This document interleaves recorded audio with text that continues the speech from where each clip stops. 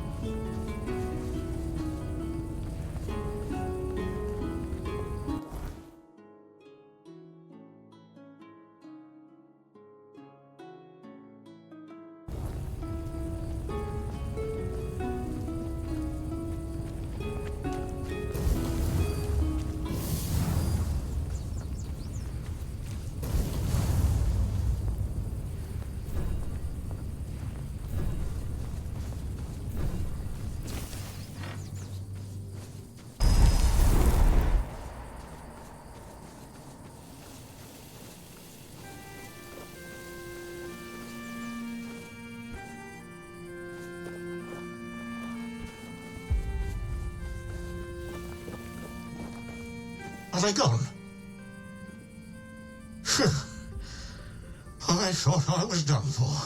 Thank you for stopping. My name is Lemuel. I'm but a humble servant on a pilgrimage for the glory of King Arthur.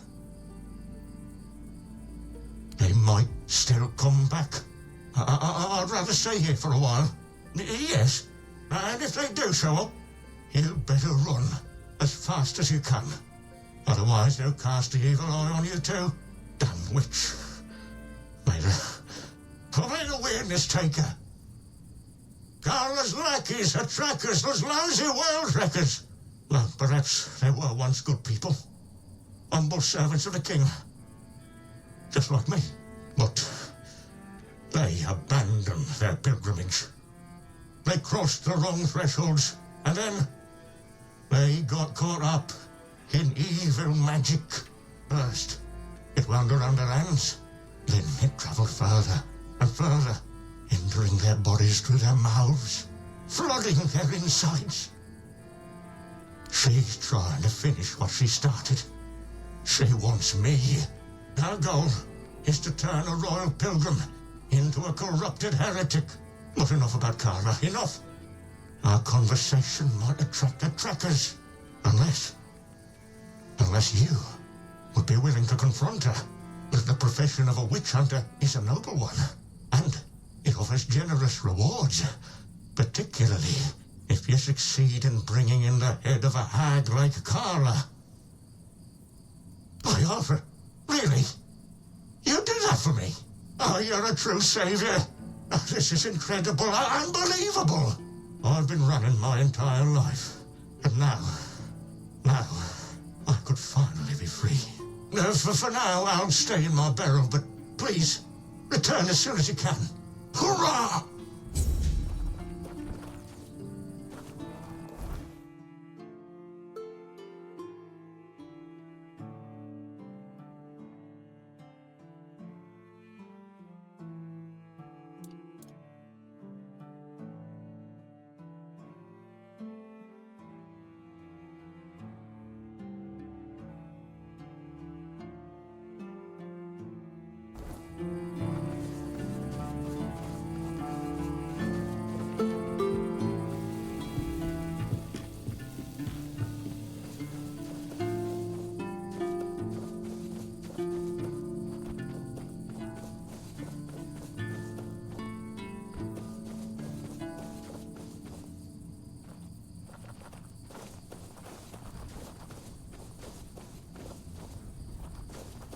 I only cook for the Stone Wardens, and those Kavor deems worthy. The Kvor first. He is the one who decides if you're welcome among us.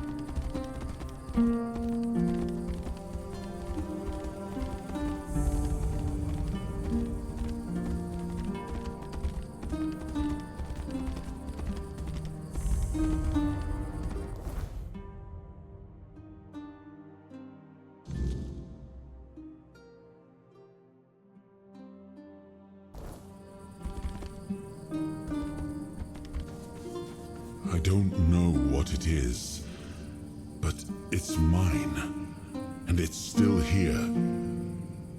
We'll need to find it before we press on. I don't know what it is, but it's mine, and it's still here. We'll need to find it before we press on.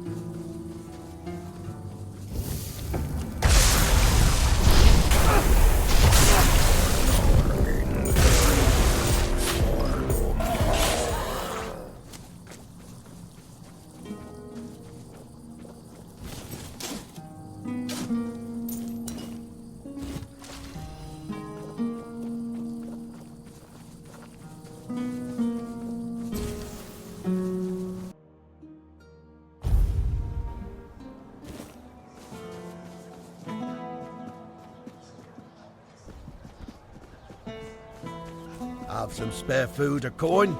Anything else?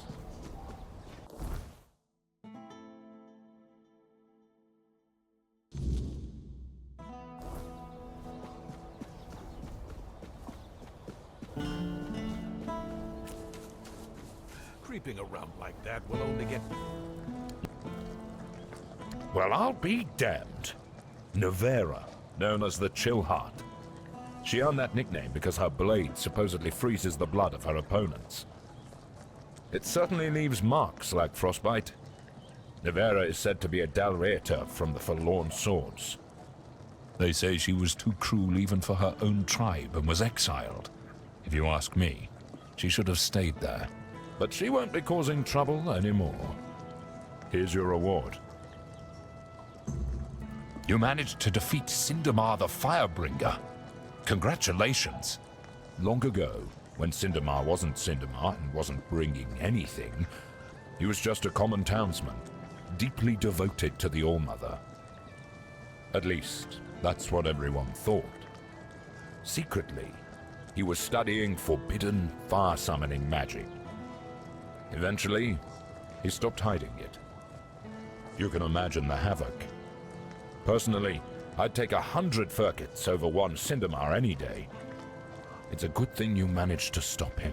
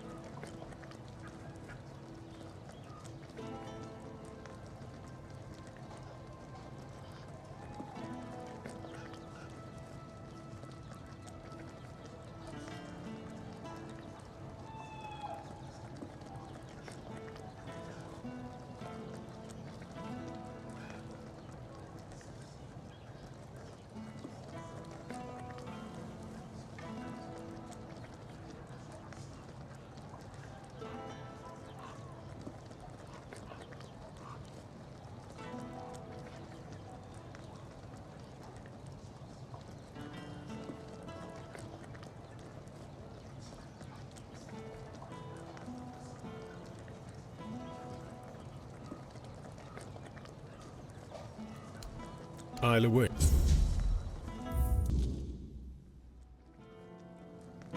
You looking for trouble?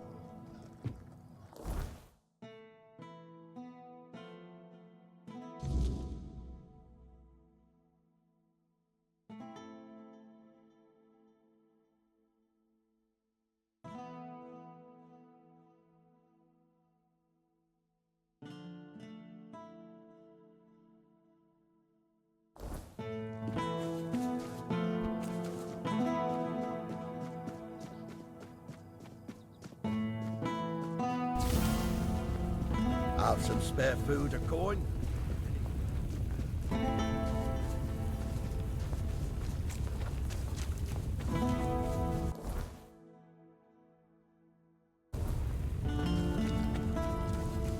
No need for that.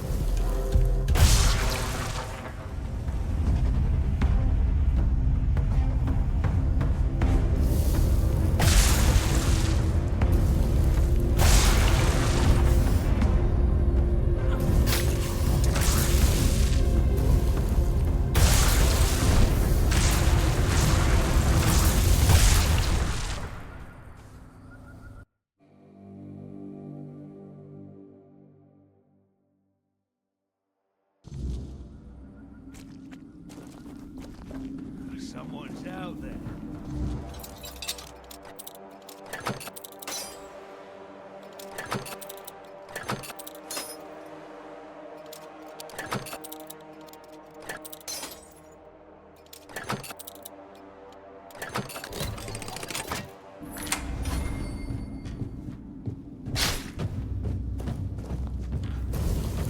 Your road is here.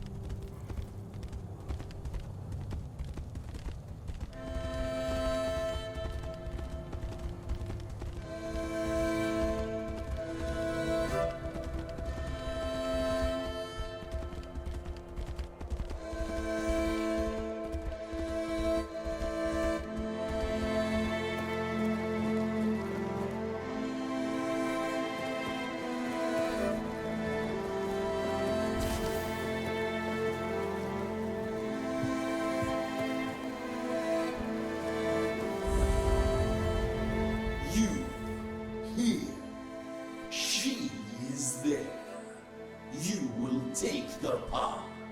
You will home. Every queen needs a consort. Consort, you. Broc Meala. Home.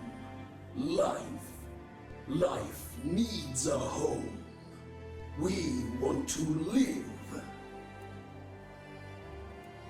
Broc. Consort. Traitor. Broc refused. The queen's heart is broken. The queen will love.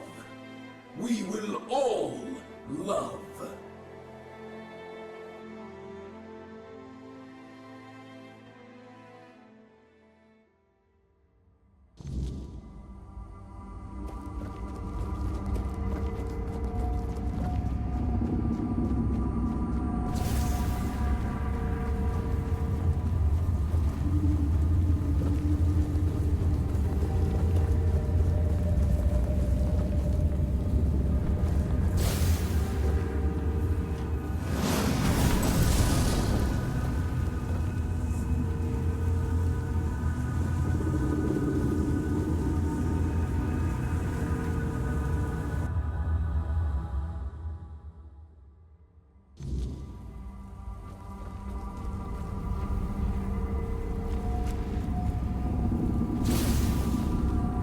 My knight, protector, you are here.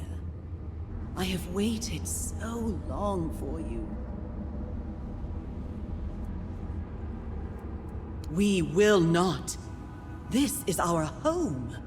The hive shall always be where the queen is. You are mistaken. This is our home. Here we shall remain. Another Knight Protector betrayed me, betrayed us. We cannot allow you to live.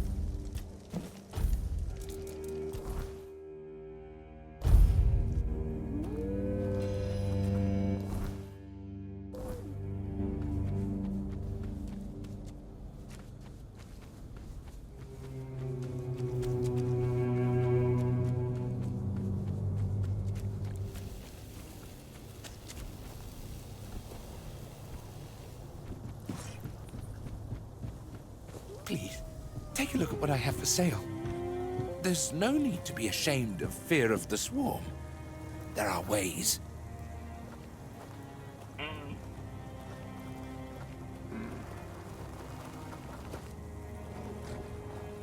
Just as I thought, the buzzing has ceased. For the first time in years, I hear nothing. It's quiet.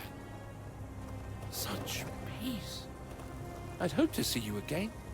This is a great day. I thank you, Liberator of Broc Meala. I thank you deeply. I kept something for such an occasion. Please, you should take it. A well-earned reward. Well, I suppose I'll continue my travels, offering my services wherever they're needed. There is much foul magic in this world, and the weirdness takes many forms. I hope I shall cross paths with somebody I can help. In the meantime, be well, my friend.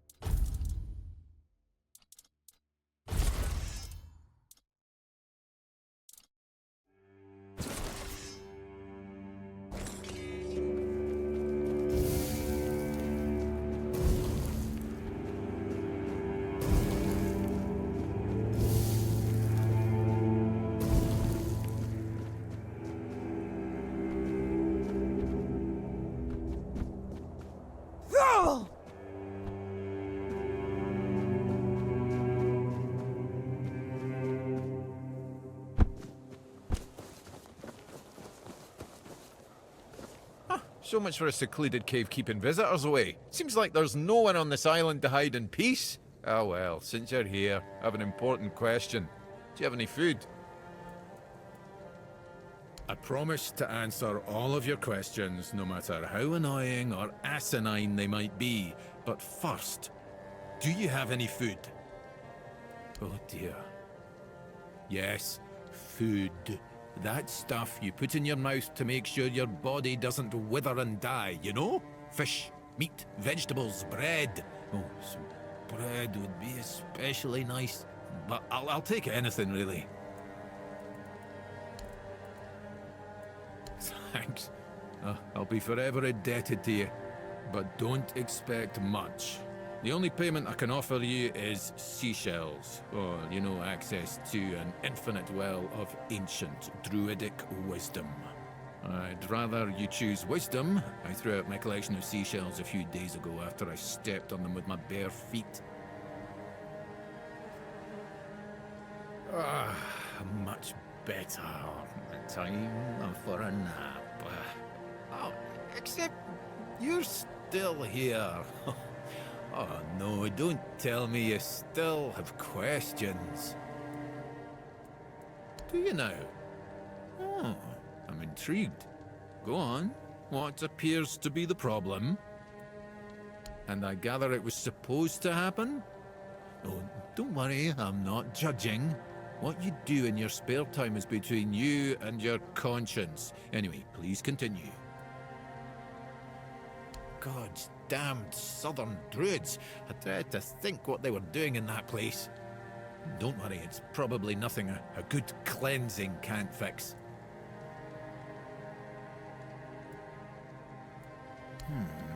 I guess I could, but what's in it for me?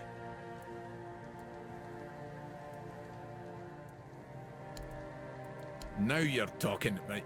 If you don't mind, I'll take my payment up front. Splendid.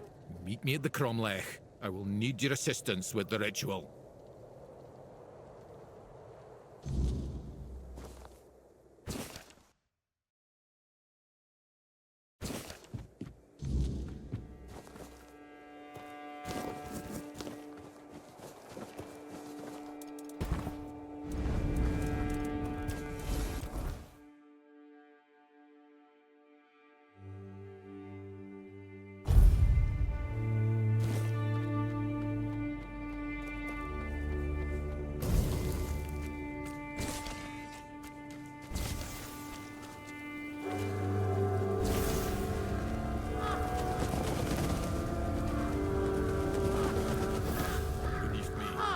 sustaining all life.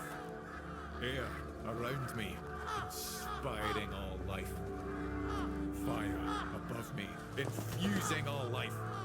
Water within me, soothing all life. Bring deep peace to this sick. You have no right to be here. Do you really think you can cleanse the great Cromlech with your filthy soul? Pathetic. Who do you think you are? My soul will do just fine, arrogant wretch. You'd know a thing or two about arrogance, wouldn't you, Dressed? I see you haven't changed one bit. Knowing my name doesn't give you any right to claim familiarity with me.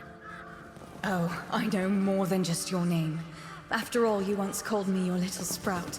I was only a child when you left, but I remember the pain and sadness you caused.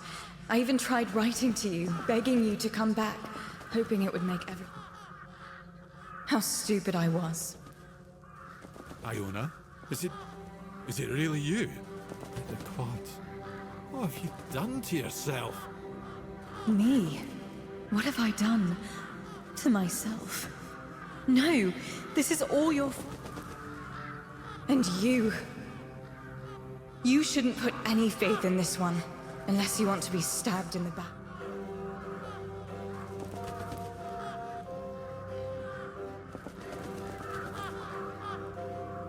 Sadly, it does.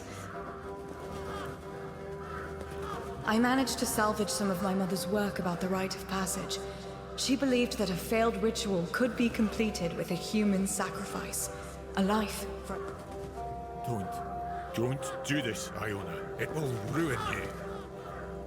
Please, you can't let her. There must be something else that can be done. Oh, you care now? Pathetic. You can stop pretending, Dressed.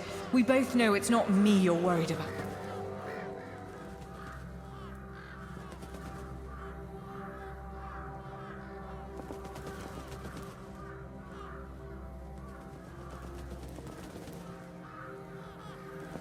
I don't mean you. Dressed should pay. I want justice for me and for my mother. I want him to pay for his crimes. It's a fair trade, isn't it?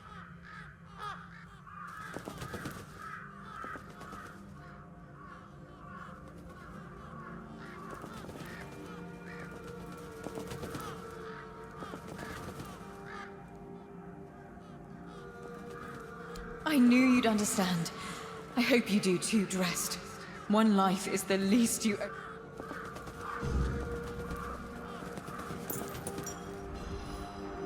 I feel... odd. Like I've lost something. When I was in the Cromlech, everything around me was so vivid, but now it's... gone. Muted. I'm... not sure what I feel anymore. It should be, but I'll make sure all the traces of... It wasn't just me, you know. The ground here was steeped in vile energies. They must have resonated with my anger when I tried to complete... That might even be one of the reasons I failed. Ah, well, thank you for...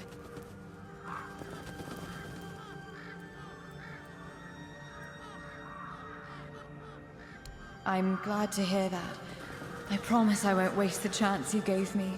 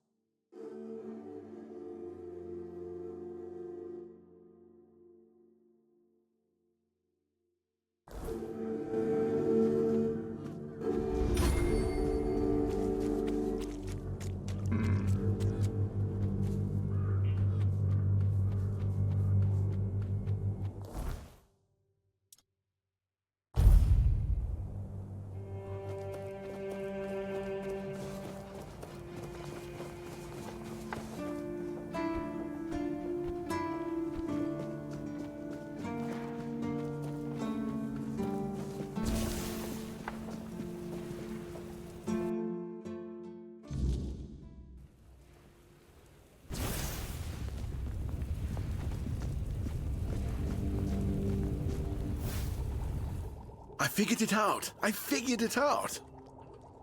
The mistletoe! Oh, how could I have been so blind this whole time? It's obvious, don't you see? They weren't laughing at me, do you see? They were telling me to embrace the part that I play in the world. The part that we all play in the world. Listen, mistletoe was their sacred plant, right? We know it's a parasite, and in extreme situations, can even kill the tree on which it grows. Why would you worship a parasite? I finally got it. They realized that if everything goes well, it has minimal effect on the tree. Sometimes it's even able to give something back. Even better, it's evergreen, so birds can feed off it in winter. And even though it's poisonous to humans, druids were able to make medicine out of its fruits. Do you see? It's so obvious that it's no wonder the answer eluded us all. It's not about the mystical arts, the scrolls, or the rituals. That's all smoke and mirrors. It's about observing nature and drawing the right conclusions. Mistletoe feeds off the tree, but it doesn't just take, it gives back, just like we all do. We always take from something. The trick is to give back more than we take. That's meant to be our role in the world.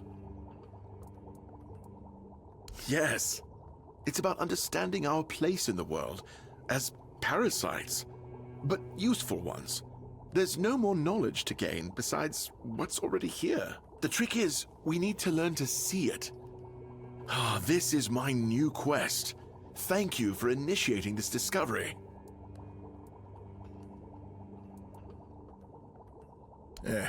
There goes another chance to join the guild. I really thought that scroll would be my way in. Instead, it just caused a mess I couldn't even clean up myself. Anyway, what happened back there? Oh, now that's just fantastic. Another discovery slipped right through my fingers.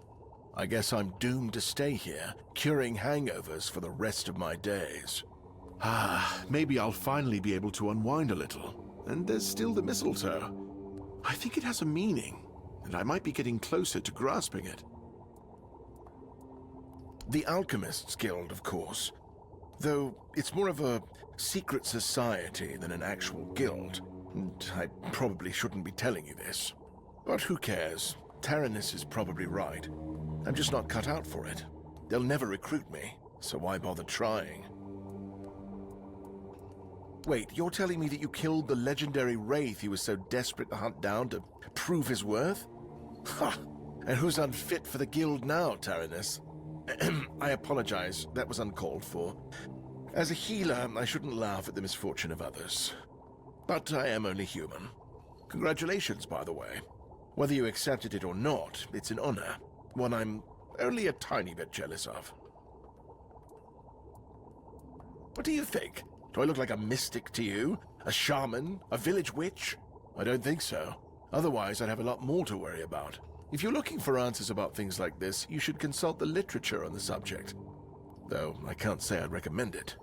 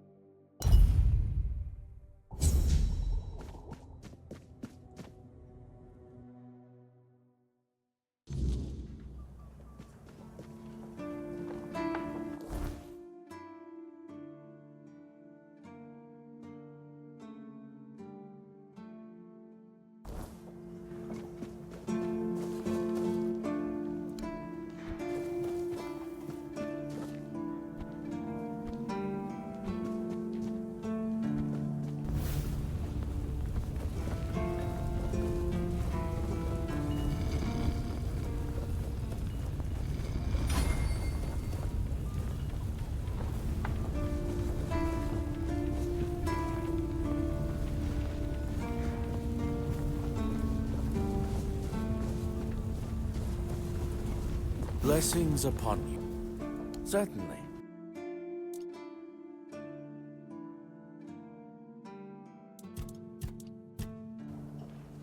Make...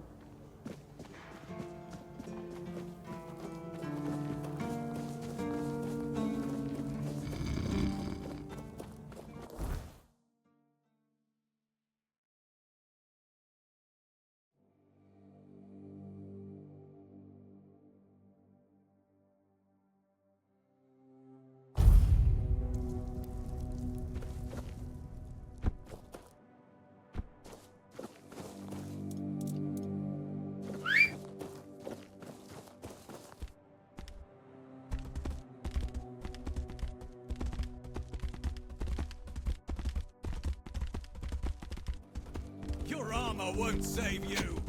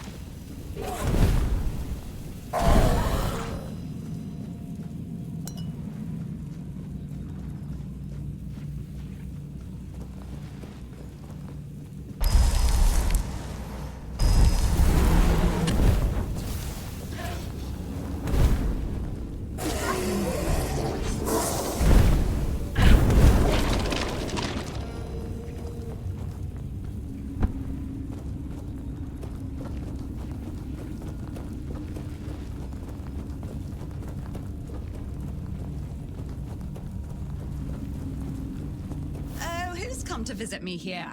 Surely you're not here to steal my treasures, are you? Oh, they call me all sorts of things. Evil spirit, lurking fiend, imp fae, nasty little thieving pest. But really, my name is Marg.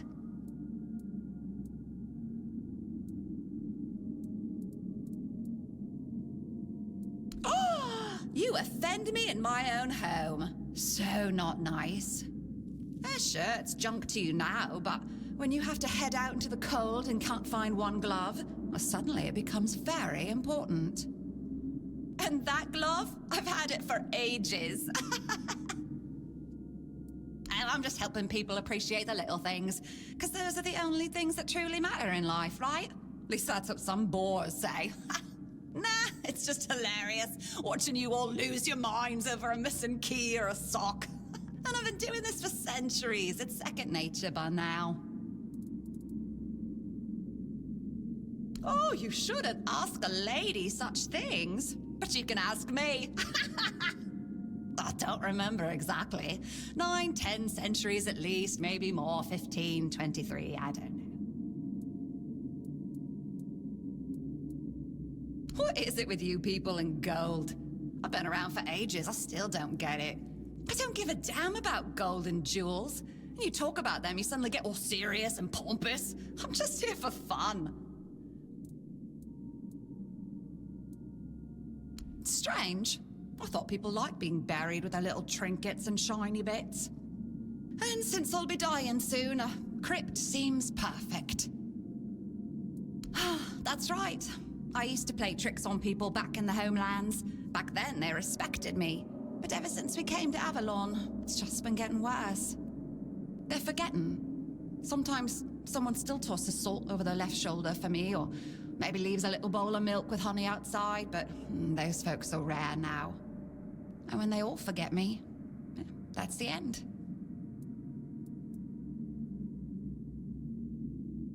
Yes. Is that so strange? You can convince yourselves that you have bad luck, illness, love. Why not an old crone who steals your pants? No, it's just the natural order of things. I've lived long enough anyway. But since I'm kicking the bucket soon, I could pass on some of my power to you. What you say? Well, before I give you some of my power, I just want something from you. Something stolen. Nothing big or expensive, just a little trinket. Just sneak into someone's house and swipe the shoes, or grab a wooden mug from the tavern. Will you do that for me?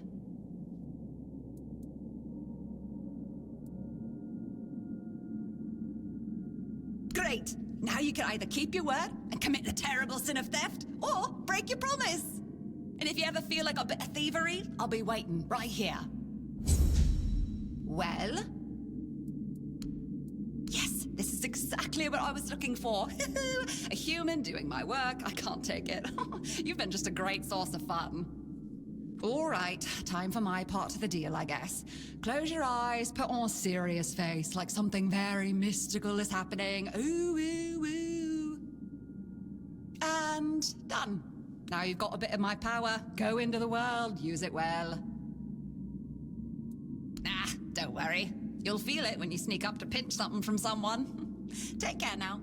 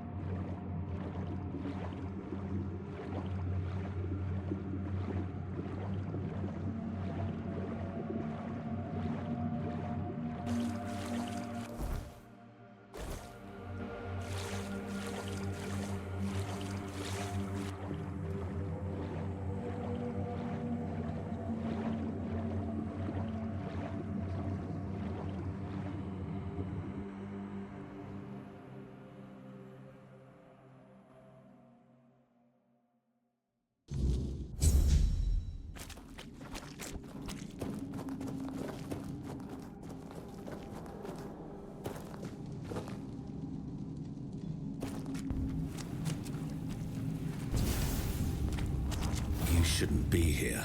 This is no place for the living. Poor sod. I pity you. You should not ask me. The druids created this place.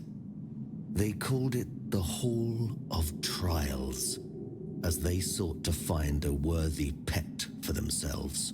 We all wanted to see the garden, to learn something from those cunning vermin. I doubt they expected such an outcome themselves. I cannot. I am bound to it for eternity. I think my name was Mallory. I wandered in search of meaning, until one night, a very special dream came to me. In that dream, a beautiful, towering flower whispered to me, "You will find me, if you want me, in the garden."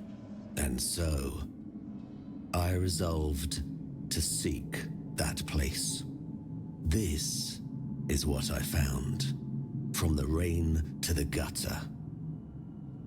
I suppose it's what lies beyond those ever-watching, ever-listening doors. They wait for our next move. Soon, it will all be decided. When we finish our little conversation, all will be set in motion. To be honest, I fear there is no plan. Not just here, but in all things. It may well be the most terrifying vision. That we live in a world stripped of the forces that set things right, when they go astray. A world where there is no hand to guide, no balance to restore. The slaughter has come to pass. A foul affair. Brutal beyond measure. Many lives reduced to one. Just me, all on my lonesome. Humans have a rather dreadful tendency to descend into madness, especially when forced to live among others in a cage like that one. You could try counting. I grew tired of that long ago. We slaughtered one another until, after countless hours, I awoke from the frenzy, only to find there was nobody left to kill. Poor Alice and Edan. Those were the last two I killed. Those two I remember most clearly. Their bodies lie somewhere over there. It's staggering, isn't it? How many good lives have been wasted in this wretched place. Perhaps we should finish our conversation. There's no point in dragging it out anymore. If I could ask you one thing, try. Just try. I truly wish to leave this place for good.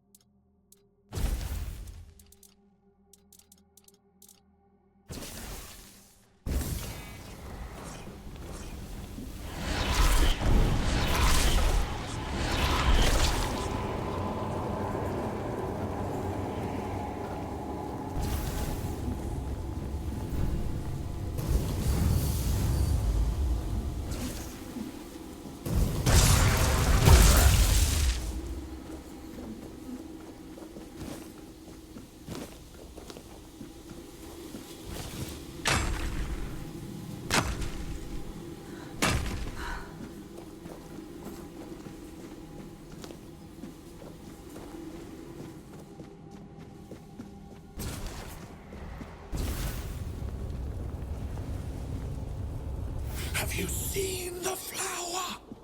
It's beautiful.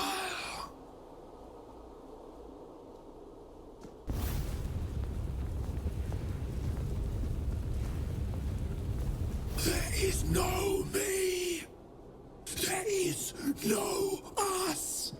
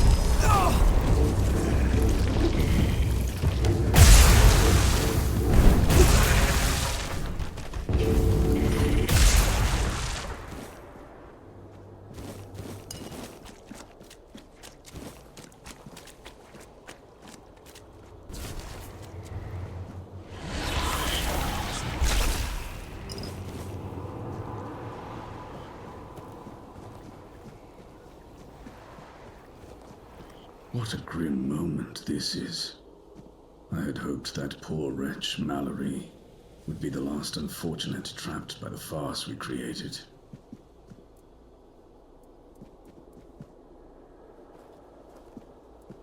Of course, I should feel obliged to greet you at the very beginning.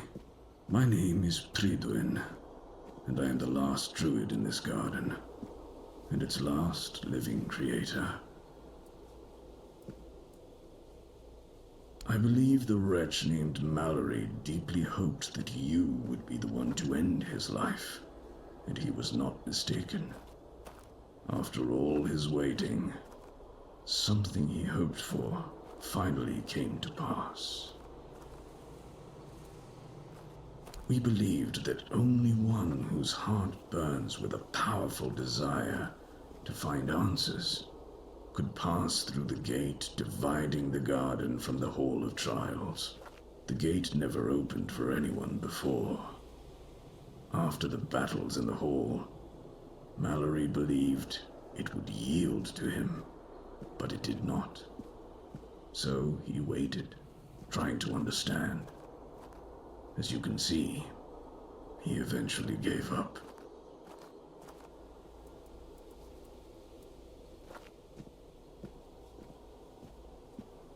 No, we were never certain he was the one we were looking for. We feared letting in someone unworthy. And in the end, we lost control. The soil began to drink blood. The garden started to change. We had no say in the matter. Other druids vanished, although their bodies remained. At a certain point, we reached an impasse. We realized we lacked an external factor. Someone with a different perspective, living matter with which we could collaborate. I know what this place used to be, but now the garden is tainted, like all of us. I assume this is the answer to the meaning we've been searching for. The first resurrection of Arthur shattered our understanding of the eternal cycle. It was beyond our comprehension. We needed to take a step back, and for that we needed a place of peace. The idea of a garden reminded us of the quiet murmur, and so we created the garden. We really believed that we could reinvent humanity in a world like that. Unthinkable. Even now, after so many years, the king was dragged back to the land of the living whenever humanity sought its legendary protector. It turned out to be abuse. To take the memory of a life so precious and full of potential and turn it into a cruel mockery, step by step, over and over, leading it to its inevitable degradation. Not in the way I expected, but yes, I have found the answers. The source of our doom is humanity itself. It's an infinite jest and the perfect tragedy of our lives. That which makes us human is a hindrance that complicates everything. We never truly know what we are or the nature of our lives until we succumb to corruption. Whether it is born of madness or the weirdness, the result remains the same. Only then does everything begin to appear as it truly is. This place is like a terrifying mirror, and so it will remain, unless something is done to change it. Indeed, humanity is but a waste product in the grand reaction of our existence. Each resurrection of Arthur made it painfully clear that we have no true understanding of who we are, what our nature is, or where we belong in this world. For anything can happen, and we, as humans, are not creatures suited to grasp the concept of pure potential.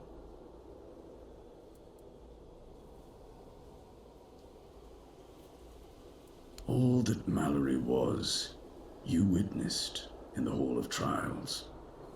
all that we created, you see here in the garden, and you could only truly see it once it had been distorted. Corruption revealed what lay deep within us. That is precisely what the weirdness does to a human. What has already happened cannot be undone. There is only one thing left to do, to bring it to an end. There is a sealed gate. Beyond it lies something that must be destroyed. Whether to face this terror or not, the choice is yours. If you consider that to be your path, then here, take the seal.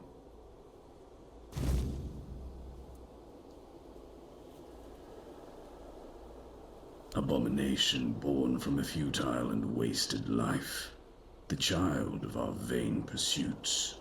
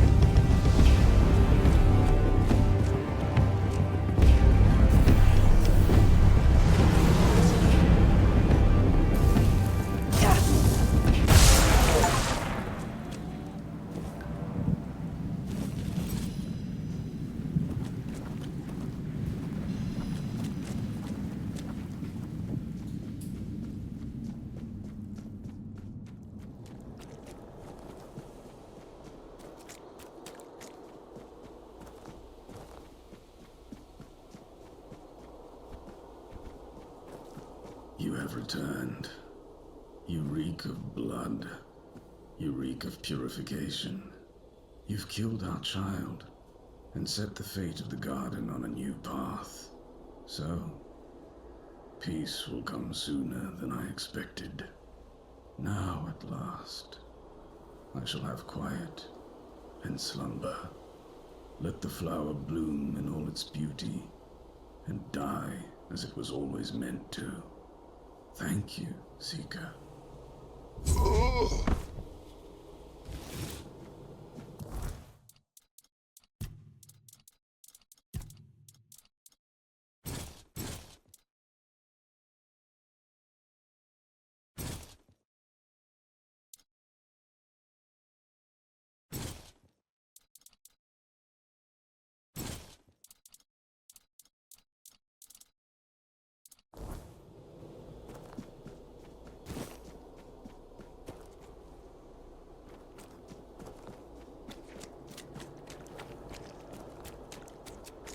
The sealed gate.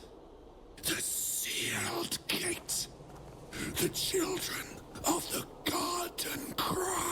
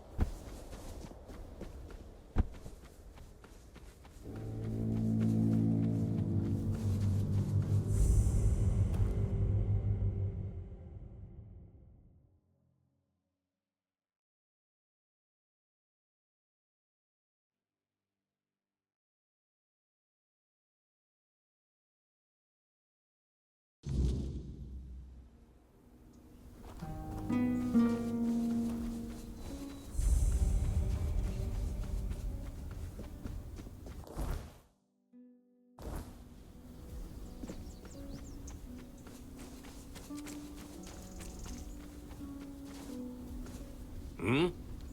Who's there? What do you want? We're just sitting here, not bothering anybody, so there's no need to bother us. Vran? Ha! I've been wondering how that old harpy's doing. We haven't seen each other in a while. You can go. If you know our sister's name, that means you survived meeting her. That's enough for me to let you pass by.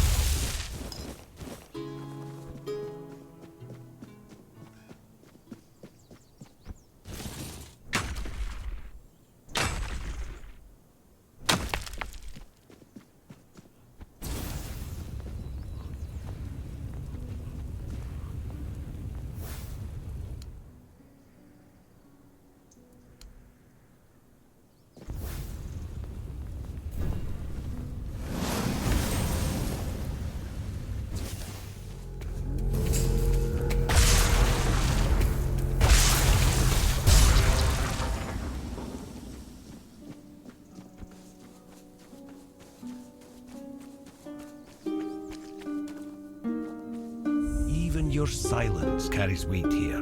What can I do for you? Good. Very good. I assume you've decided to climb further into the guild's ranks then. Are you ready for your next adventure?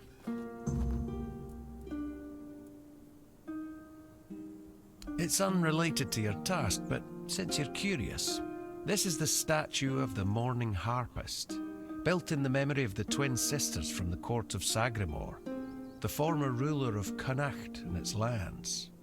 Legend has it that one sister killed the other out of jealousy for her talent. They also say that if you camp here at night, you might hear the wailing of the betrayed sister. But with the weirdness so thick, who'd camp here at night? The inn at Connacht is far more welcoming. That's all I know. But if you ever come across the remnants of the royal geographers, they might be able to tell you more.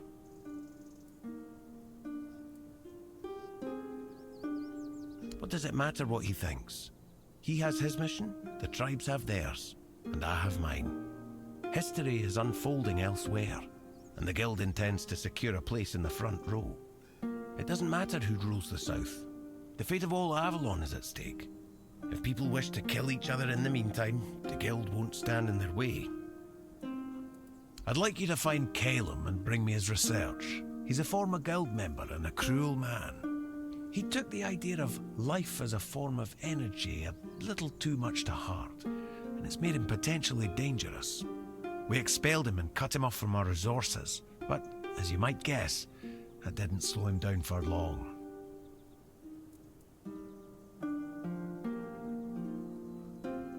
We don't know the details, but I doubt it's anything good, or humane. From what I hear, he's gone completely mad and started experimenting on humans. He always claimed it's the only way to unlock the spark of life, but practicing necromancy is, of course, strictly forbidden by the guild. The owls are hooting that he's holed up in some hut at the swamps.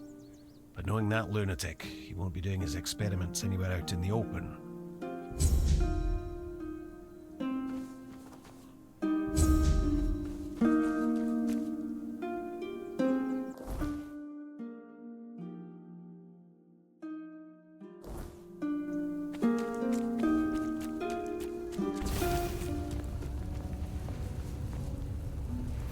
boy! What do you think you're doing here? This is my spot! I got here before dawn, so you better get lost, you miscreant!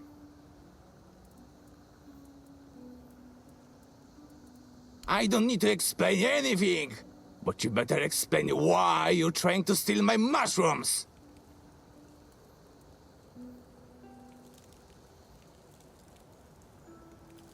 Oh, so now you're going to tell me you didn't know and that you were just passing by, huh? That actually sounds almost plausible. Well, you'll find loads of penny buns growing here. I once picked a dozen for beneath just one tree. That's why I call this place Penny Bun Grove. You aren't really interested in picking mushrooms, are you?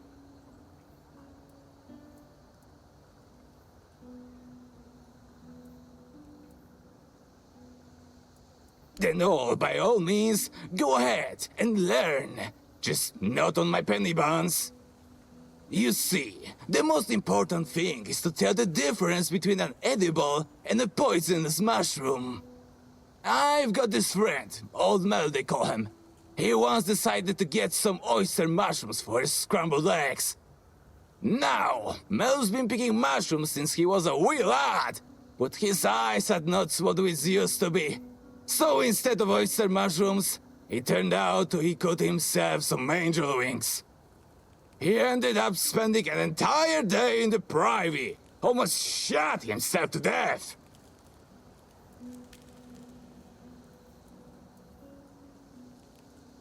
Angel wings are a tad lighter in color, and their caps are thinner too. And do you know how to tell a penny bun from a devil's bullet? And land yourself in the grave? What's wrong with you? Is your head filled with sawdust? Devil's bullet has reddish deadening on the stern, and if you touch it with the tip of your tongue, you'll find it tastes bitter. If you're interested, I'll let you pick just one penny bun. Remember, only one. If I see you taking more, you better be ready to run. Take my knife and cut the stern right at the ground. Just don't twist it out like a numbskull. The mycelium needs to stay in the soil.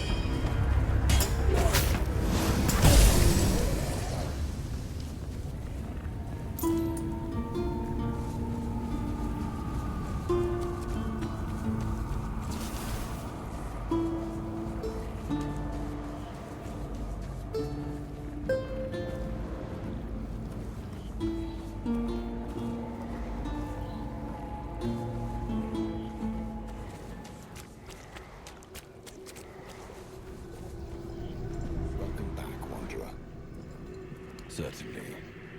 Here's what I have.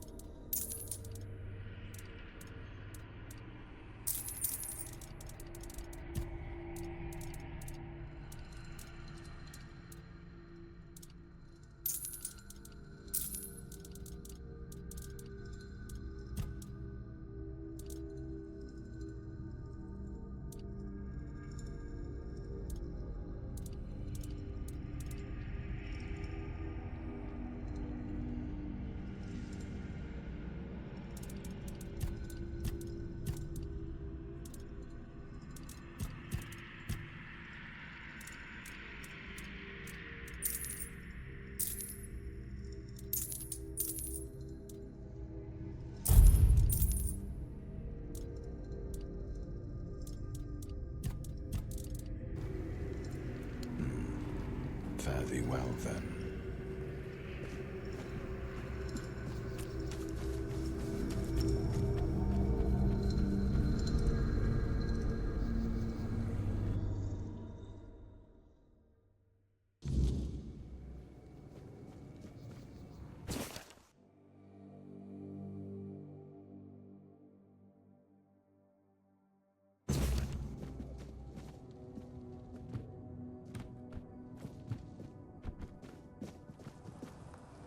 Hello? Who's there?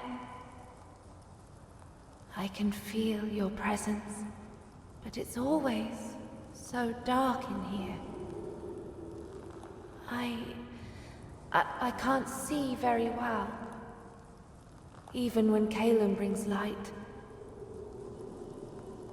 Oh, he's not here. I can't feel him anywhere near the house. He must be in the cave. I think he's been there for a while, but I'm not sure. It's hard to keep track of time here. The one with the plant. We're connected somehow. I can feel its roots digging into the damp soil, like they're my own. Sometimes I envy it.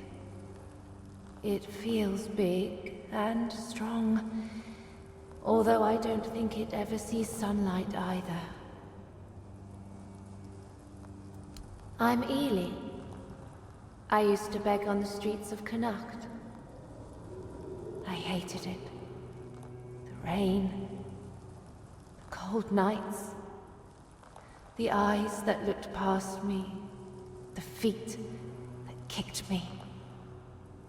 This is better in some ways, and worse in so many others. I really miss the sun.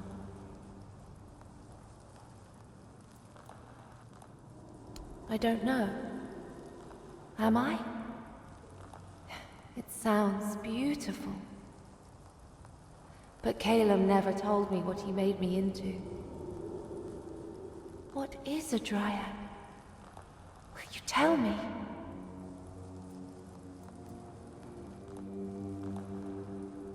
Oh, then that's not me. I've never been anything rare. Just a street rat like many others. Until Caleum found me and made me into whatever this is. Not a dryad, I guess. He offered me a job. Said I could stay at his house.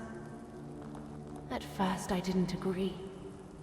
I've had plenty of men offer me jobs, and I wanted no part of that. But he said all.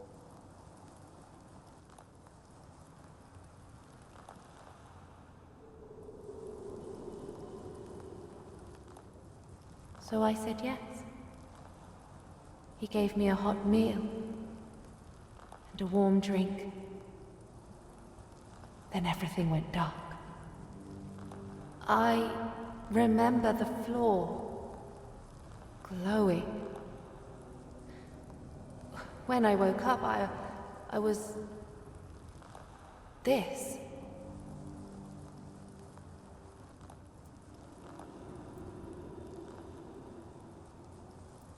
He took some cuttings. It didn't hurt, but it felt strange. Like they were mine, but not mine. Then he waited for the branches to bear fruit. When they finally did, the fruit looked like it was born dead. He took it. After that, I hardly saw him anymore. The plant in the cave, we're linked.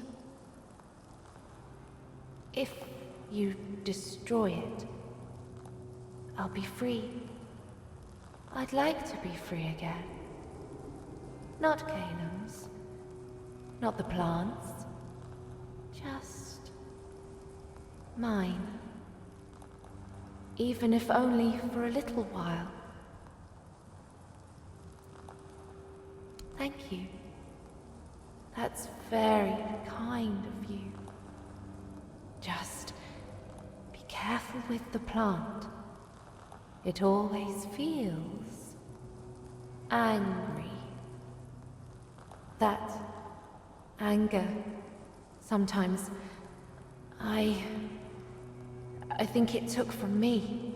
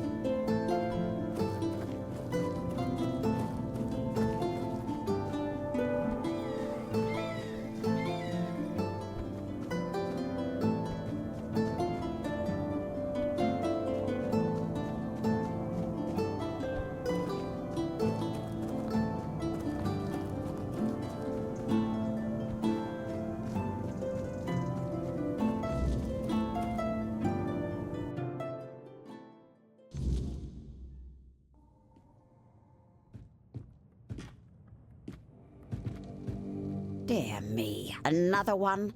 We've been getting quite popular, haven't we, Wilkin? Who? Wilkin? Ah, yes. Honestly, I have no idea how he managed to find me. But since the girl never gave me anything for the potion, I accepted him as payment.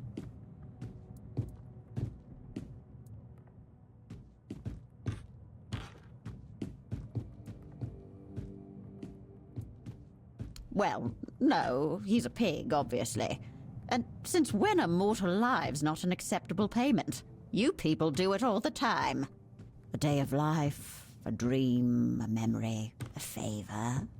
Your lot love to bargain with your existence as if it were unending. Which is peculiar, since it's not even all that long. Oh, does he now? And have you asked him if he wants to come with you? Just because he's currently a pig doesn't mean he can't think for himself.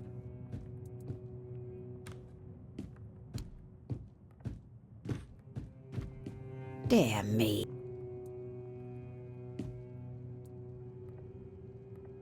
Oh, that one. Snowdrops and bluebells. That one got boring really fast. It's always the same with your kind. You lied to me. You tricked me. Why is my lover a pig? And so on. I don't know. You made the wish. How is it my fault that it didn't go the way you thought it would? I'm not a mind reader. In fact, she's the deceitful one. She knew I didn't want to see her again, so she sent someone else to pester me.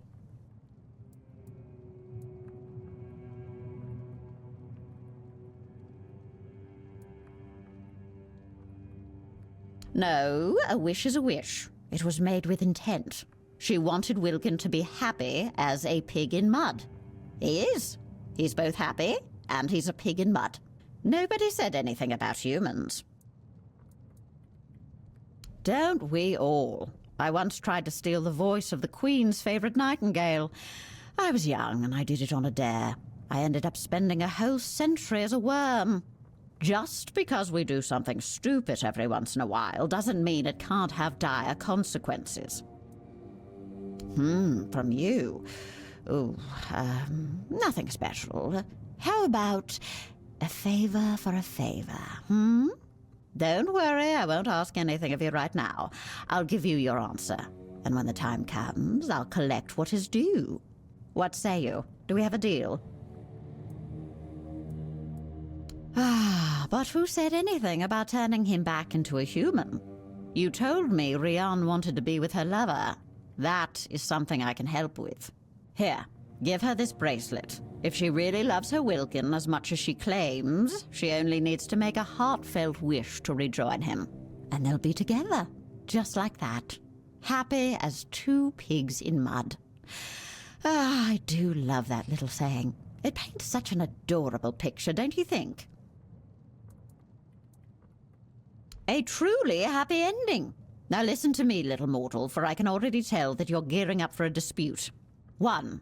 A deal is a deal. You do not get to back out now, and I will come to collect what is owed me, for such is the law. 2. Do not fret about the girl. She made her choices. Mortal hearts are fickle and easily swayed, are they not? It's time for her to find out if hers is as steadfast as she claims. Now, be gone. It's been amusing, but I've had quite enough of you.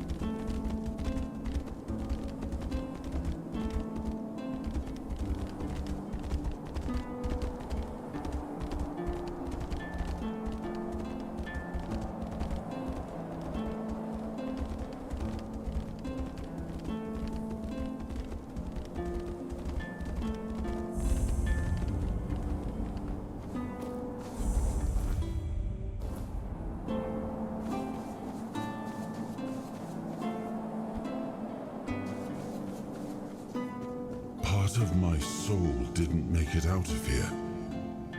It's close. I know it. We need to find it together.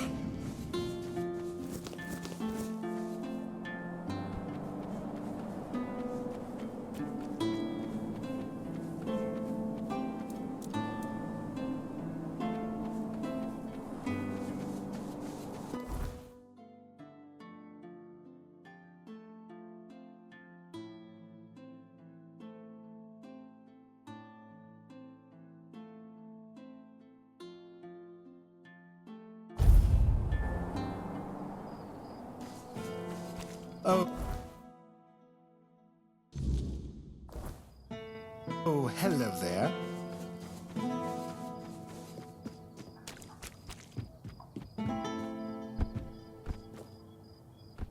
Thought I'd be alone. Oh, great! You're back! Did you find him? Did you really? What did she say? Did she agree to turn him back? Really? That's it? I'm sorry, but that sounds a bit fishy. Now, tell me the truth. What does this thing do? What? Are you out of your mind? I'm not going to live out the rest of my days as a pig. That's insane. I can't believe you tried to lie to me about this. What's wrong with you? I mean, I do, but that's asking a bit much, don't you think? Here, take this back. I don't want it. You can keep it. Maybe you can turn into a happy little piggy with Wilkin. I don't care. Just stay away from me.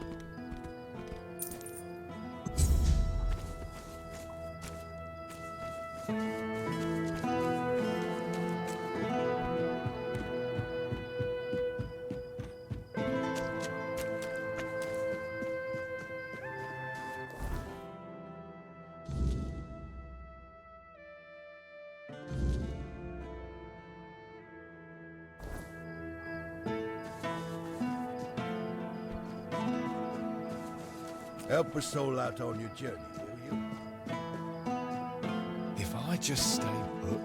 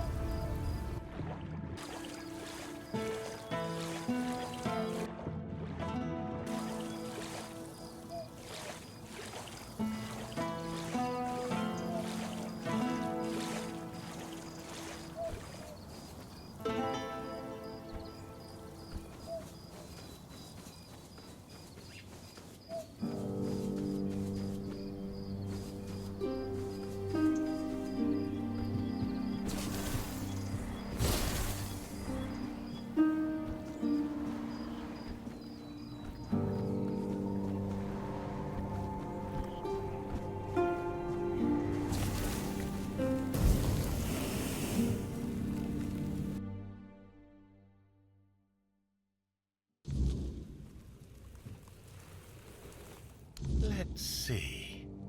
Ah, the raspberries. We'll save those for later. Very nutritious.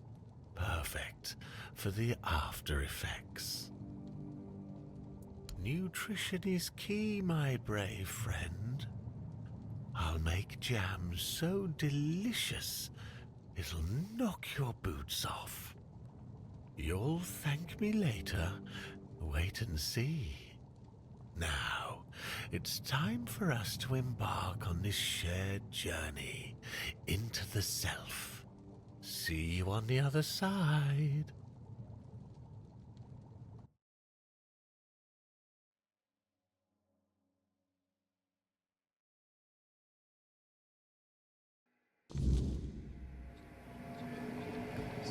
Silly.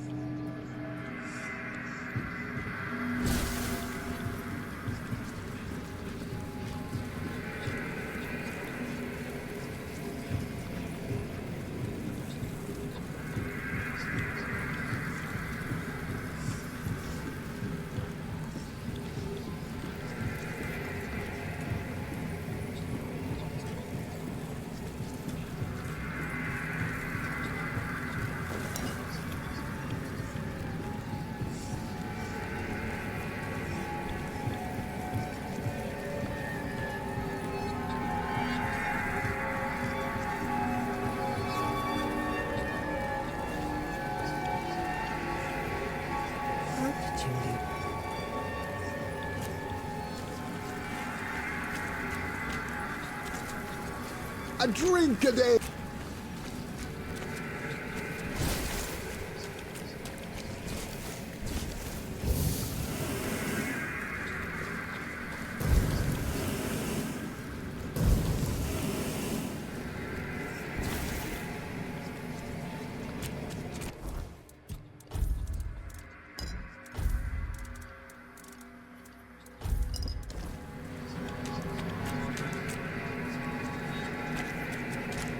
You didn't have a choice. You just wanted to. You didn't have a choice.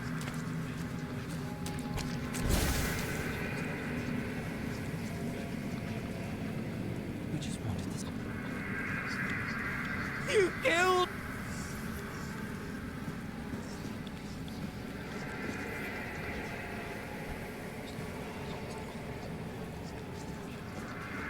You didn't have a choice.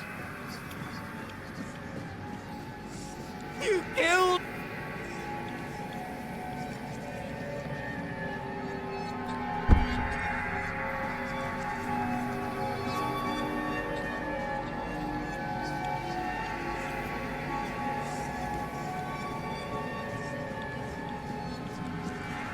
Wait!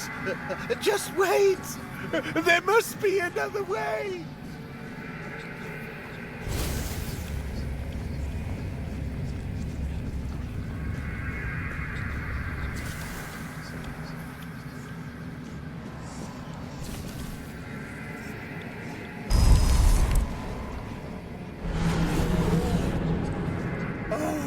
The king himself! I am unworthy. Oh, forgive me. How wretched I am.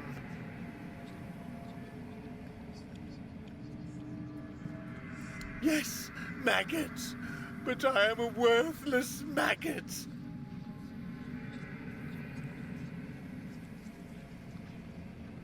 You are here to help? The maggot cannot be helped. The worthless maggot betrayed its family. It ate their carrion. There are no more druids. There is no Murig.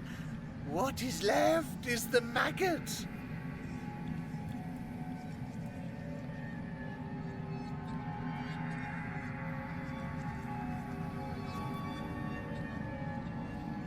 There is no Murig. There is the maggot.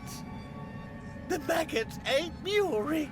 Murig ate the druids.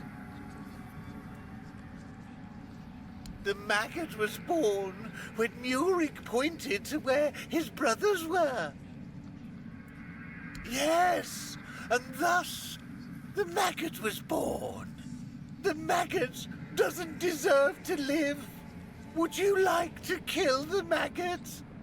The maggot doesn't want to live. Murig gave birth to the maggot. The maggot ate Murig. But the maggot doesn't want to live. Kill the maggot!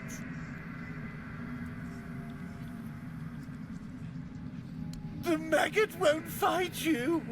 Kill the maggot!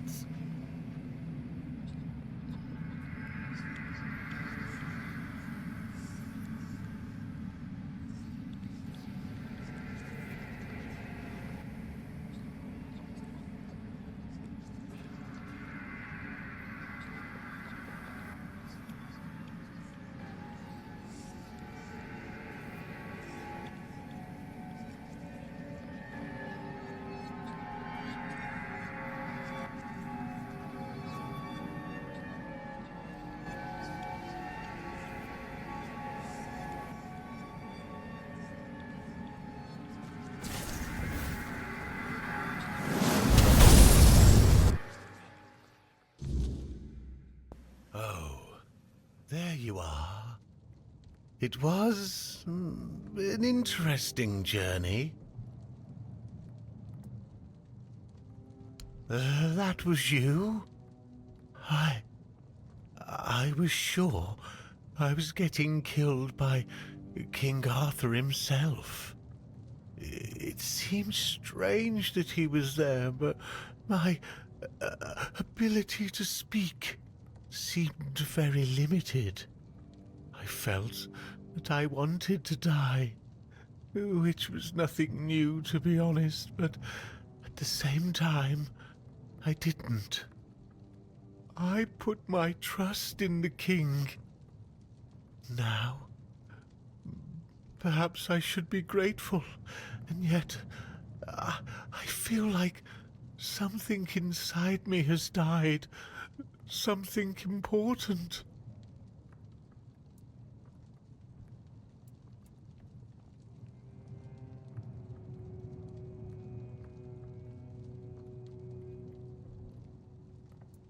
I am Maggot. Murik died alongside his brothers. Please, I don't want to talk about this anymore. It did. Things I'd forgotten. Things I didn't know I knew. It's not a scroll. It's a tablet, split in two. Druids kept one half. Priestesses kept the other. The druid half. It's at Sagramor's castle. I don't know how he got it. He wasn't the best sort. His castle sank a couple 100 years ago. Just grim stories left now. But my master etched his name in my mind. It has to be there. Nianti. She knows. Priestess things. Ailey's too busy, so talk to Nianti. Do you need anything else? If not, then please just go. I need to be alone for a while. They say he dreamed of becoming the next King Arthur, and did everything he could to live up to the name. Along the way, he encountered 3 witches posing as druids who promised him eternal life.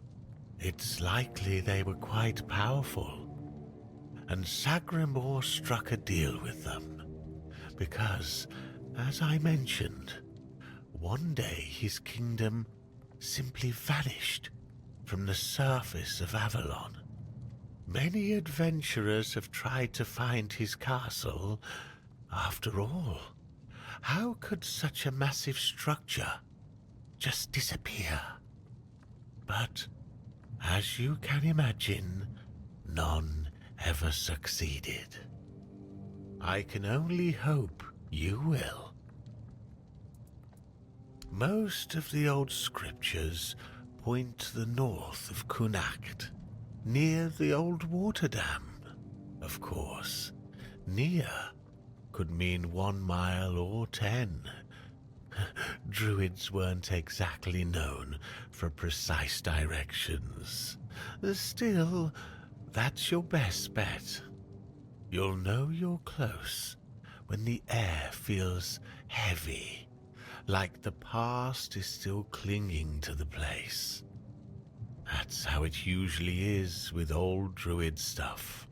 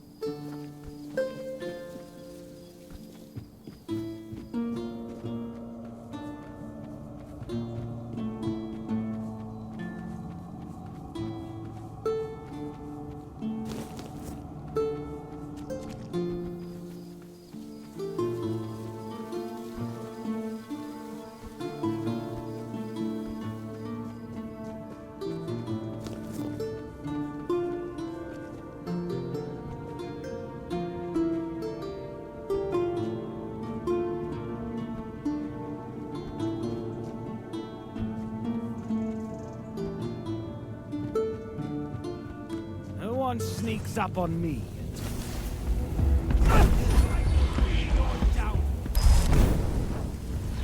Back to your hovel, Caleum.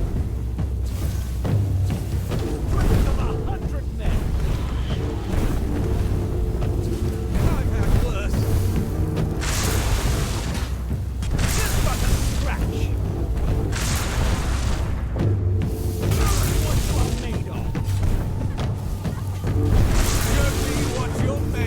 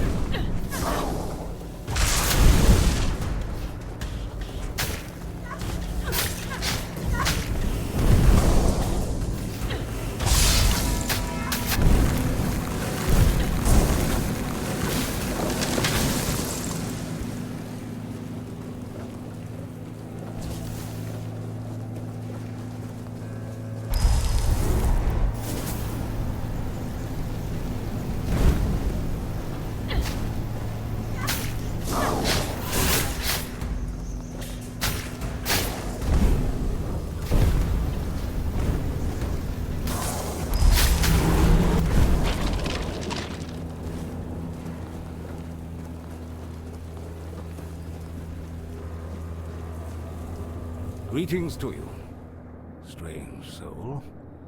You carry a light that doesn't belong to the Sagramor's realm. You're not from here, are you? I fear, then, that you won't be able to grant me absolution, at least not yet.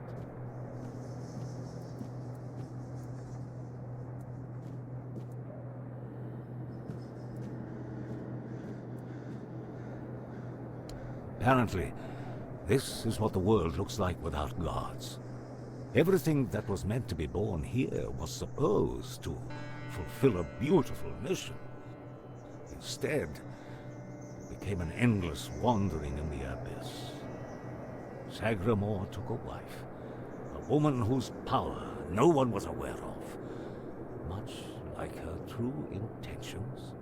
And here it is, the kingdom deep in the abyss, with its abysmal king and queen. Only a pure soul can bear the sins of another. My soul was once like that. I thought it would be enough to... I don't know what I thought. I've been here for so long.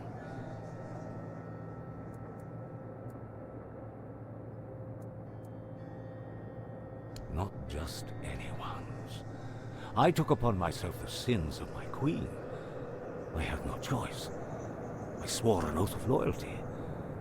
But if I had known the weight of the Queen's misdeeds, sometimes I wonder if this is my punishment. A punishment for consorting with someone so corrupt. I don't know. I sought meaning in the All-Mother, pondered the truths of the Red Priests. I searched for a merciful God, but all was silent. Then I came here, for Sagramor, soon to be king, was about to ascend to the pantheon of demigods, and beside him stood the queen, as radiant as dawn, gentle as the light of spring. I swore to serve them until the end of time, yet she desired a true kingdom, regardless of the means. Next, there was the descent into the depths where we now find ourselves. This came to pass at the Queen's behest. How twisted and corrupted must one's soul be to desire something so dreadful, to rule alone over the world of shadows. I was stupid.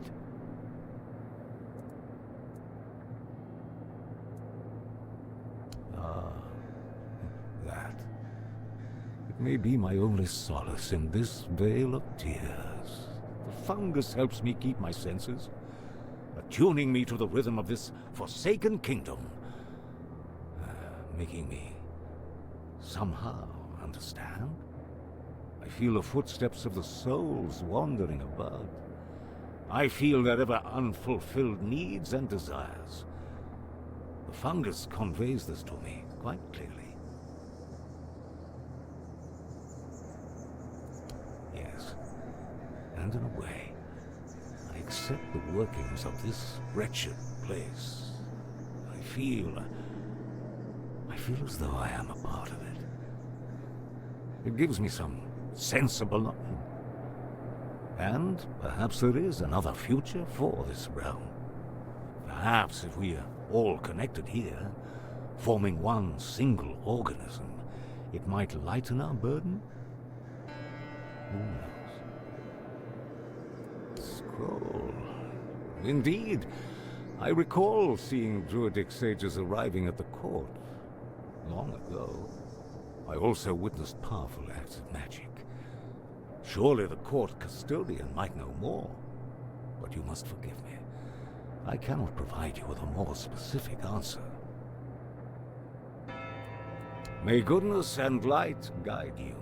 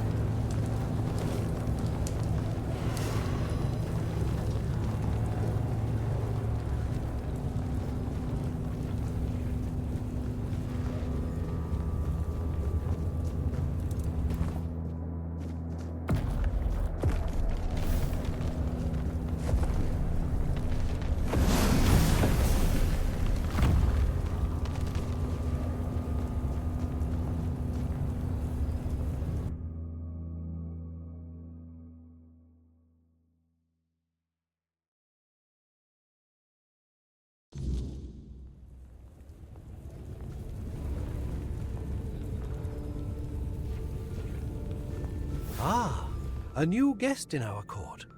Welcome, stranger, to the humble halls of King Sagramor's castle. Are you here to seek an audience with the king and queen? Many are eager to see them, though most are the old regulars. I'm sure their highnesses will be pleased to see a new face. We haven't had many guests of late. Oh, no need to trouble yourself with me, my lady. I am but a simple custodian, a lowly servant of our gracious majesties. Though, if I had performed my duties better, perhaps there wouldn't be so much constant dying. Oh, it's no big deal. We live here in perpetual suspension. Time can't touch us, and it's all thanks to the Queen and her sisters, who decided that would be best for everyone. Well, as long as you don't sin against their majesties, then you might share my fate. Or that of Sir Stygander, who you may have encountered on your way to the castle.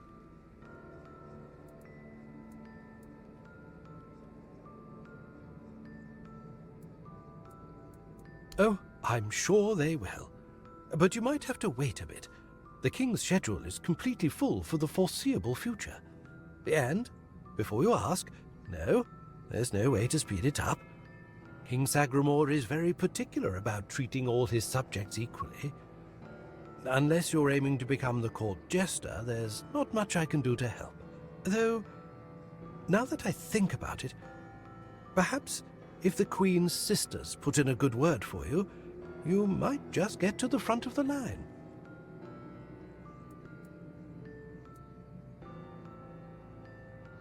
Oh, that would be Miss Clare and the midwife. Should I elaborate about the royal family in any particular order? She's the youngest of the sisters. She used to be so sweet and innocent. But now, well, I shouldn't gossip. I'm already trying to make up for that. Just know that Miss Clare isn't a bad person. She became envious of the Queen's love for the king and ended up chasing after boars who never really returned her feelings. I don't know much more than that. Talking to Miss Clare is rather, difficult. You'll see what I mean. She's a wonderful woman, completely dedicated to family. Her life's mission was to bring a child to the royal couple into this world. She loves all the royal children. Unfortunately, none of them are, suited to inherit our kingdom. You'll be fine, as long as you don't insult her family. I'm glad you asked, my lady. All you need to do is kill me, and the keys to the sisters' chambers will reveal themselves to you. Yes, exactly. It's no big deal. I've died thousands of times. That's just how it is for me. Ever since Sagramor's kingdom was established, I've been the keeper of the keys to all the chambers in the castle. And with magic, when a spell says, "Guard at the cost of one's own life," well, it tends to take that phrase quite literally. If I died forever, I wouldn't be able to guard the keys anymore, right? So I come back to life every time someone needs a key from me. That's just how things work around here.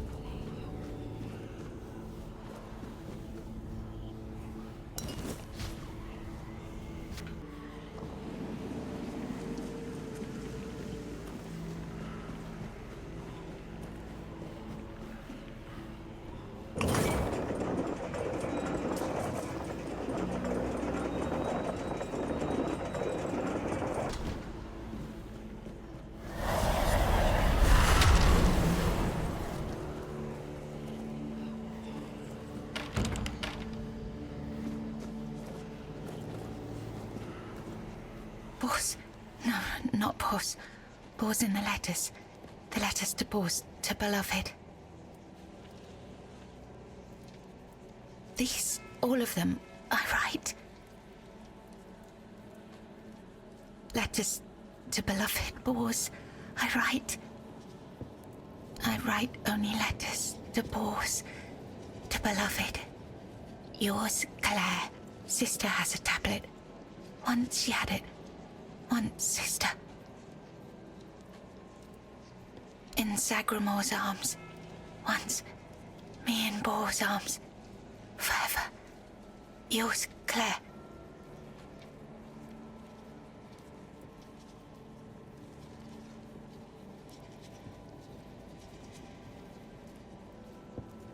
I write.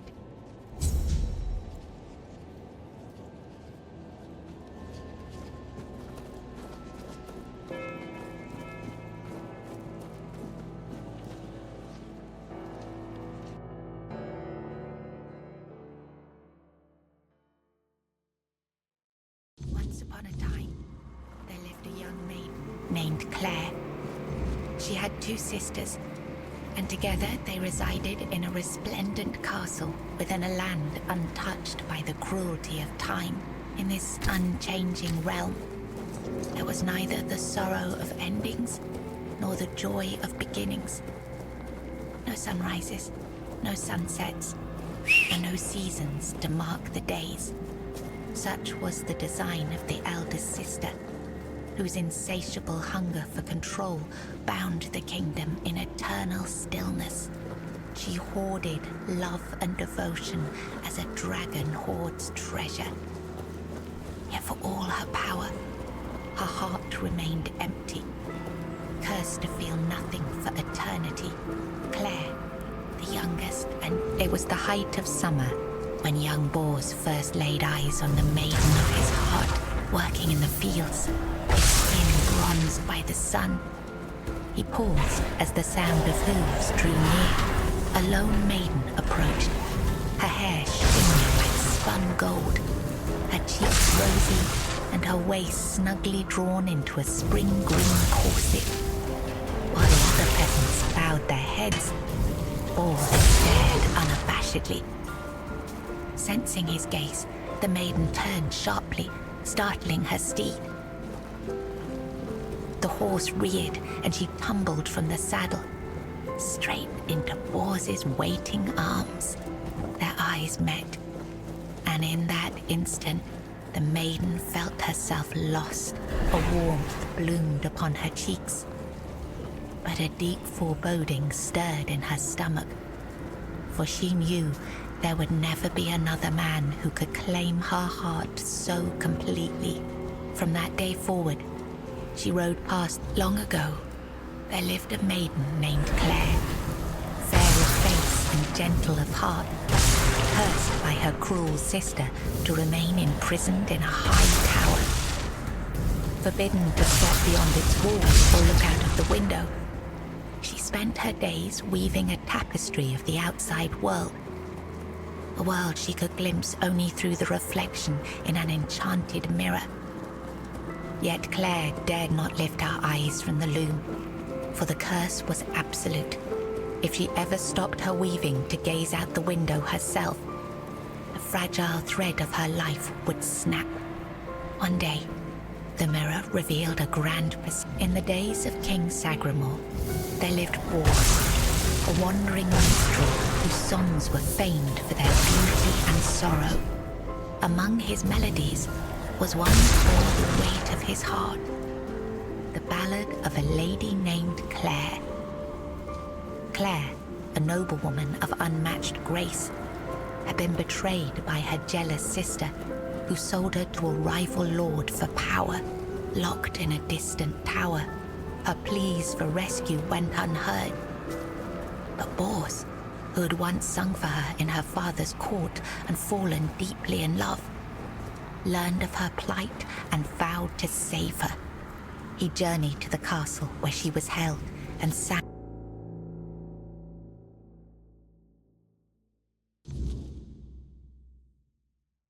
beneath its those mist-shrouded walls each night, hoping she might hear him. I was writing something important.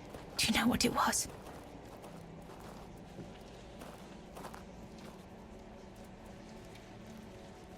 Yes, Bors, my former lover. I have fond memories of him. Really? Perhaps that was true once. I longed for my own Sagramor. I craved love, true love. A beloved, not a dog. My dearest Bors, I'm sorry. Here, you've read these notes on the stacks of paper. My handwriting. I must have written them, yes. Strange. No, I'm sorry. My sister. I have 2 sisters. One older and another the eldest. She's the caregiver. She nurtures. She helps. She tries.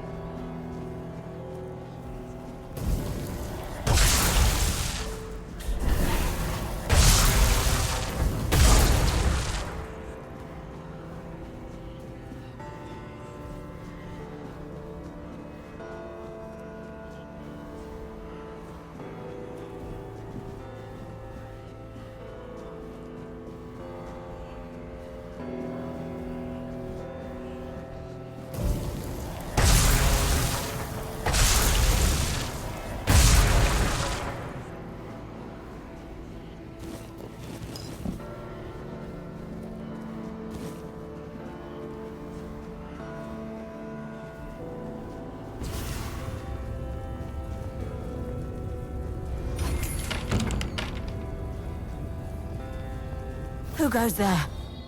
Are you here to see the children? Oh, my sweet babies. I lost them. I lost them all before they even got here. They scattered, poor things, like dandelions in the wind.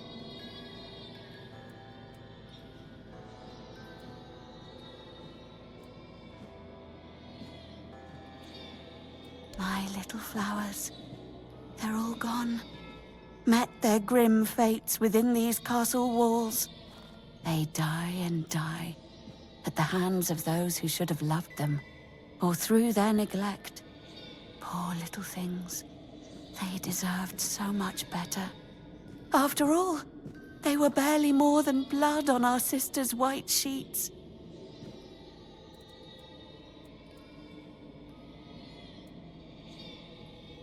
The Queen. She wants nothing to do with me. I failed her so terribly that she no longer wishes to see me. I've fallen so far from her good graces. But I will make it right. You'll see. I just need the children here, safe and sound. Maybe when she sees them, even as they are, she will love them just as much as I do.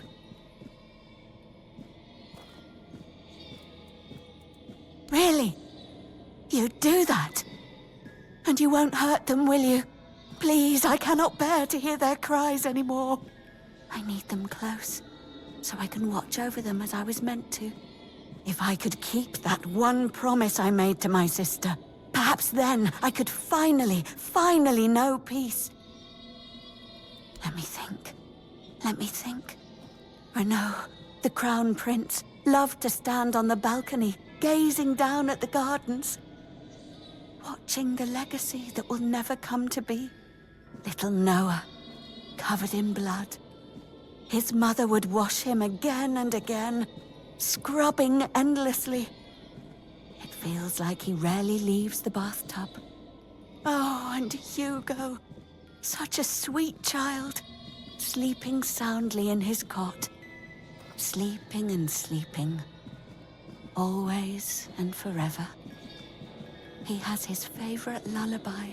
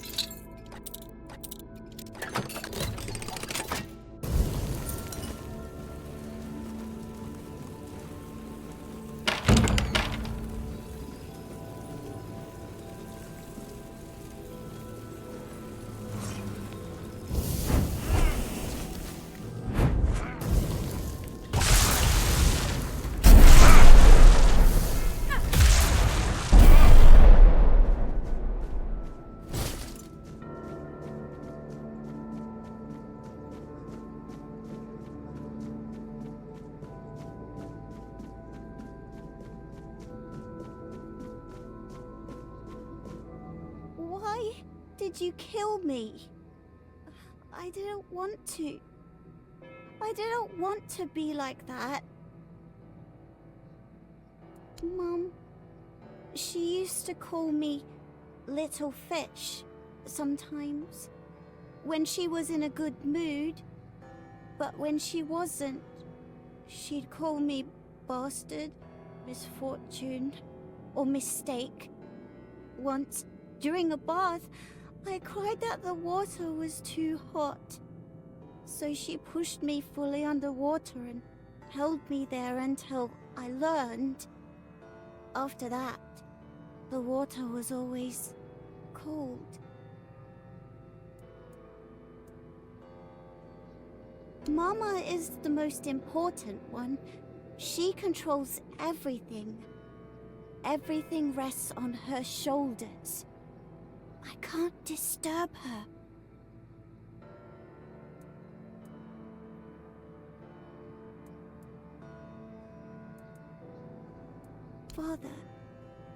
Father is the king, and usually just sits on the throne. Mama always said he was busy, but he just sits there. Then I was here, sitting in the water, and I never cried again.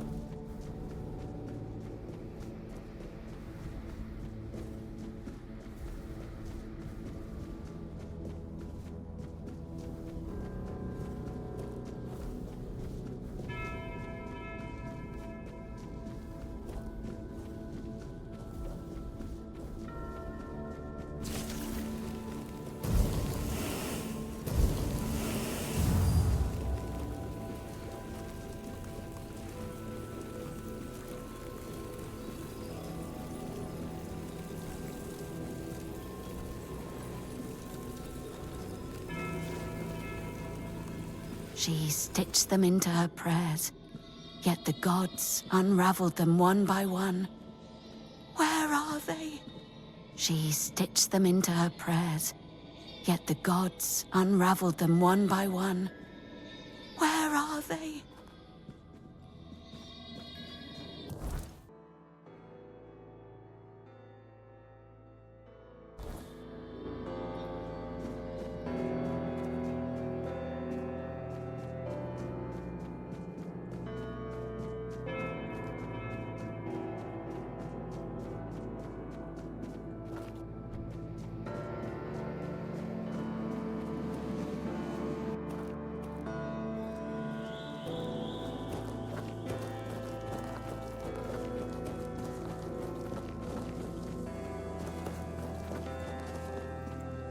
He's gone. Young Prince Renard. Oh, by the gods, lost for good this time. The midwife will wring my neck with her bare hands. I can't. No, I won't go back to her like this. And the queen, she'll do worse. Much worse. Have you ever seen her angry? Hopefully not.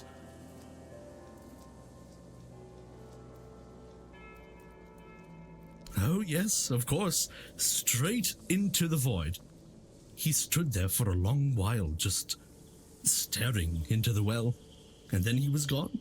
He just stepped in like it was the most natural thing in the world.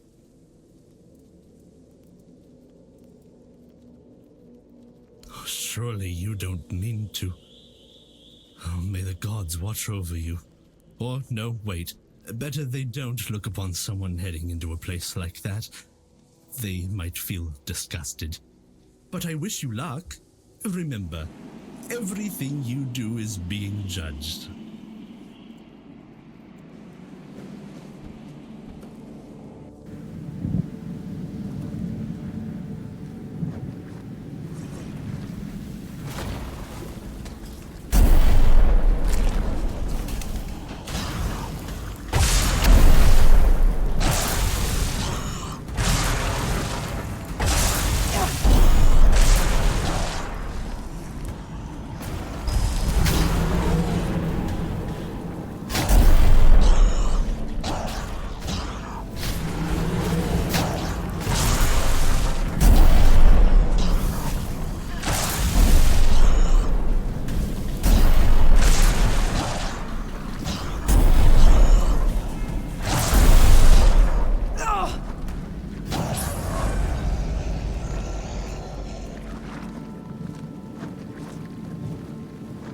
Did the midwife send you? Or was it that coward who's supposed to be keeping me under their heel? The firstborn of the king and queen. A proper little princeling. Almost grown, though life has never tested me thanks to the comfort I was raised in. Which is why I'm full of whims. Why I think only of trivialities. Why I'm just a gilded youth, unable to appreciate what I have. I won't bother listing every one of my vices. Don't take it personally. You're not that special. Nobody is. I just wanted you to leave me alone. But as always, everything in this house proves hopelessly useless. Any form of service, flawed and feeble. They lack competence. Next time, I'll find a deeper despair and an emptier void to hide in. Mother won't be pleased with how miserably the court servants perform their duties. She never handled disobedience well. Well then, we can skip pedagogical lectures, as I know you'll force me to return at the end. And later, I'll try to run away again.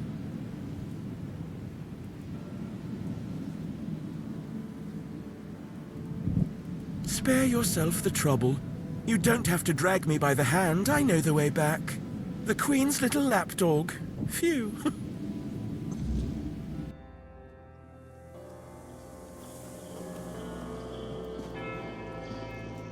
You found the young master. Joy, such great joy. I owe you a debt or two. We simple folk, we must stick together. Here, take this. I hope it serves you well.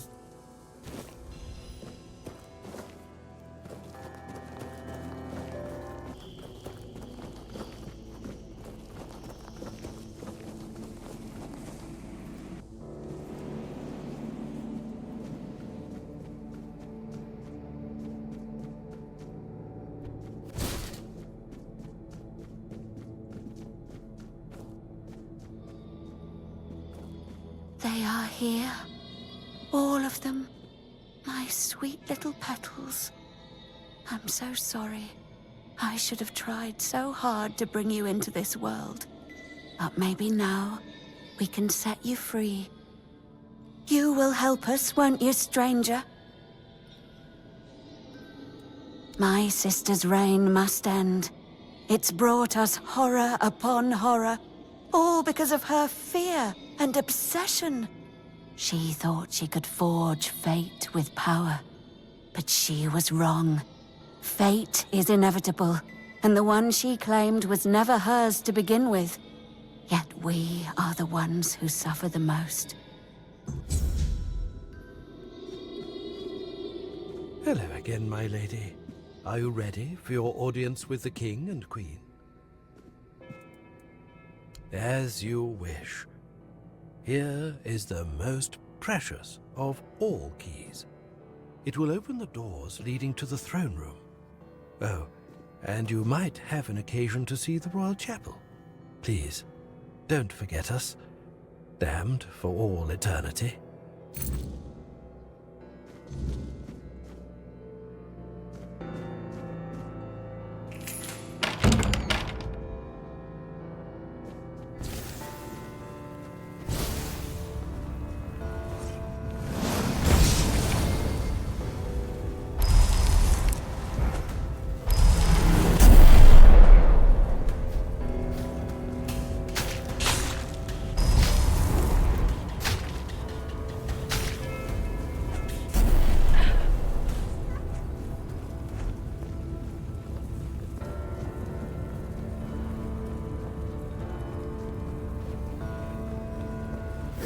of change. You have been noticed. I was chosen to extend you an invitation to speak. But first, you must let me show you something beautiful. The mycelium. Do you agree? Splendid.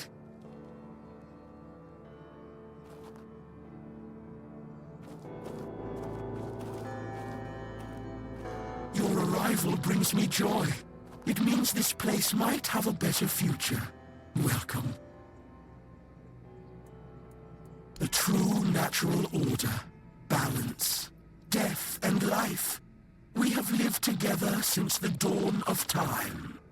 Regardless of the decision you make, I will still be, in one form or another.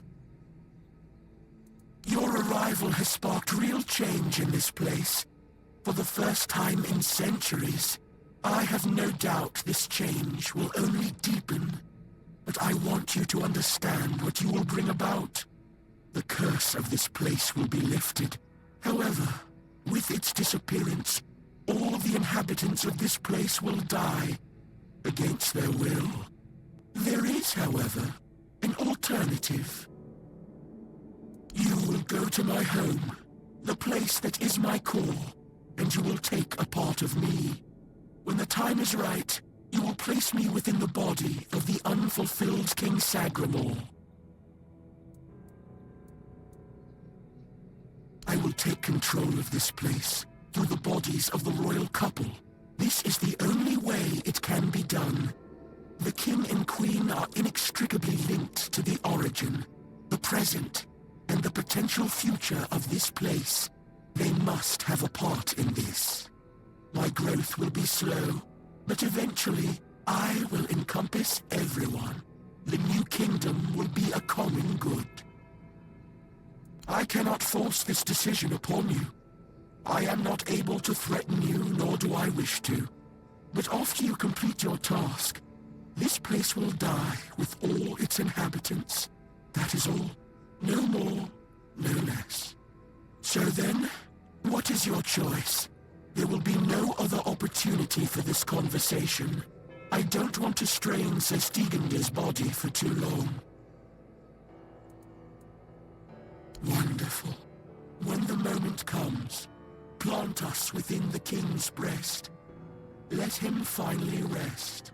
We shall take this place. Thank you, on behalf of the inhabitants of this place.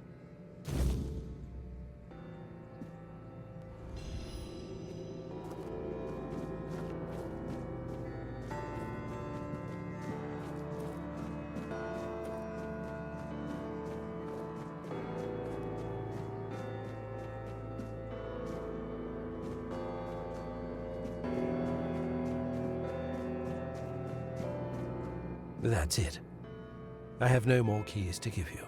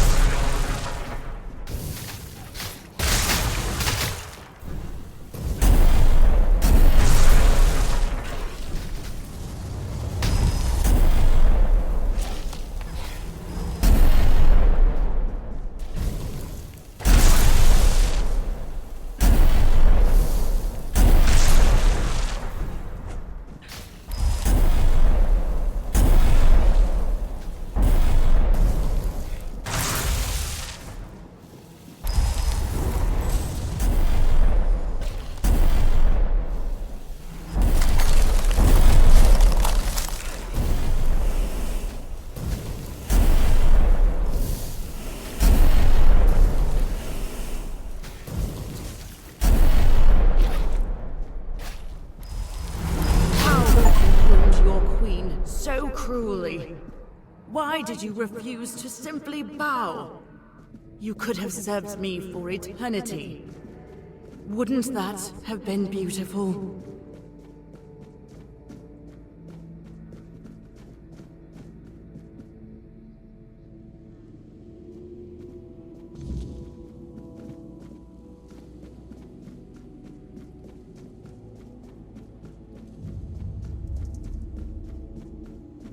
Gone, is she?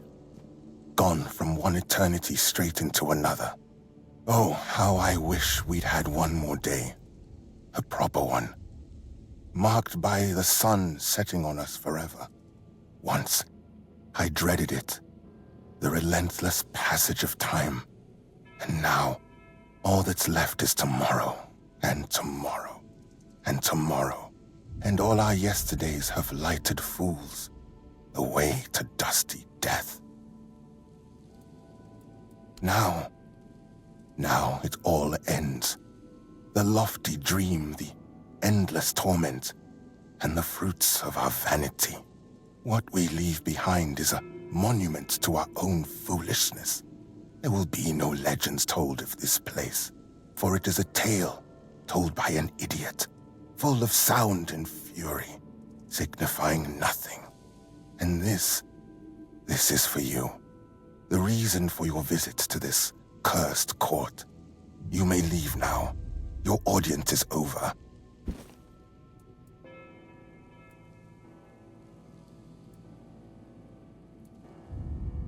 Fear not, till mushrooms take the place of your heart. And now mushrooms grow in my chest. The king is dead. Long live the king!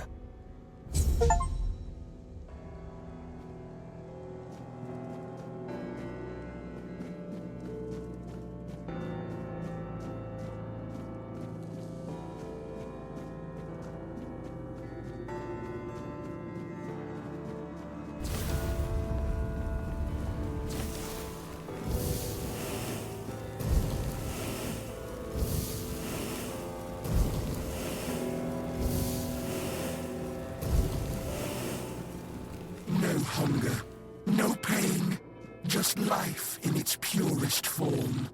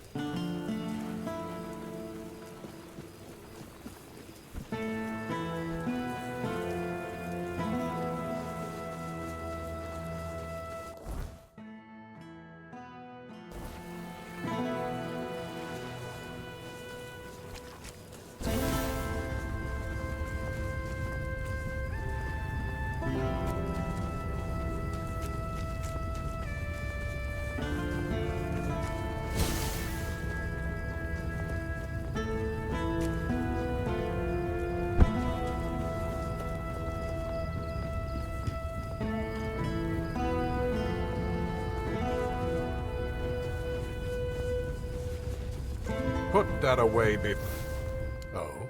You managed to extract coherent information from that druid who insists he isn't a druid? Remarkable. In any case, this truly is good news, especially for us. A ritual that works on one menhir should work on all of them. You must bring the tablets to me, not to him. We'll use them in Camelot for many menhirs, ensuring the safety of nearly the whole population of Avalon. If you give them to Maggot, only Cunoct would benefit.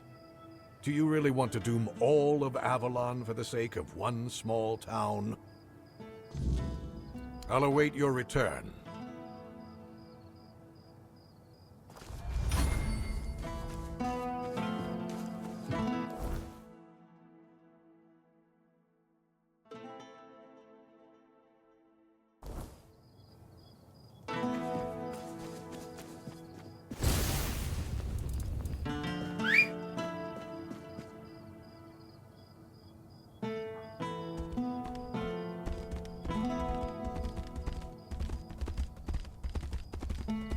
Have some spare food or coin?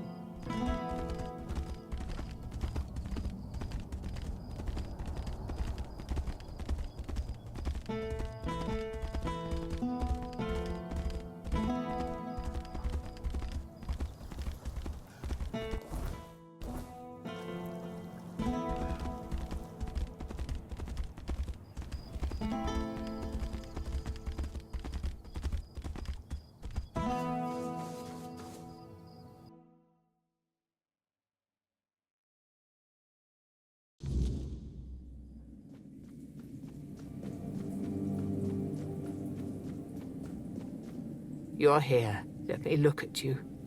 You seem to have recovered after whatever happened at the menhir. The All-Mother herself must be watching over you.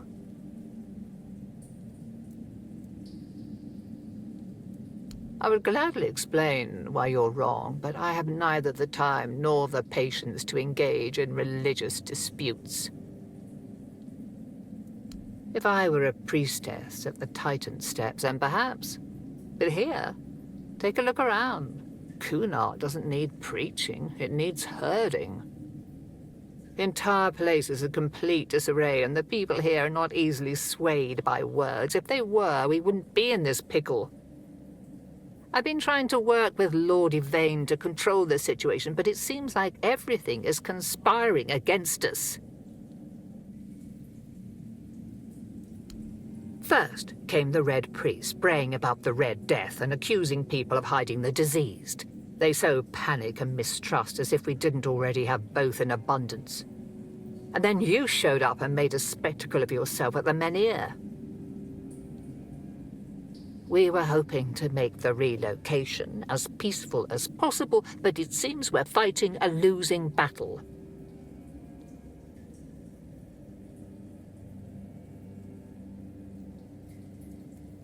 Whatever the All-Mother wanted you to see is between you and her. I can only accept and work with the outcome. Besides, I'm more concerned with the impact your little spectacle had on the sentiments in the village. You've given people hope. Only time will tell if that was misguided or what the consequences will be if it proves true.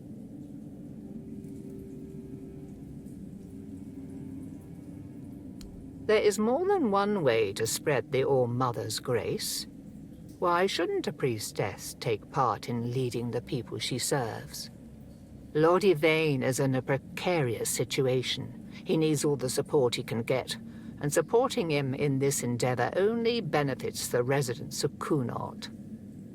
Besides, my apprentice Ailey is very talented and can handle all the matters that require a more hands-on approach perfectly well.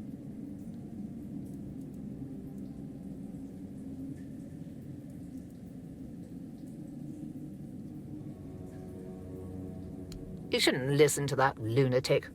Every time I see him, he's under the influence of goddess only knows what.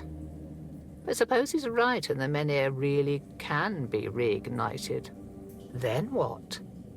This land is dying and barely produces any crops. Menhir or not, I can't see a future for Cunard. It would need a miracle to survive. Relocation would be the best outcome for everyone.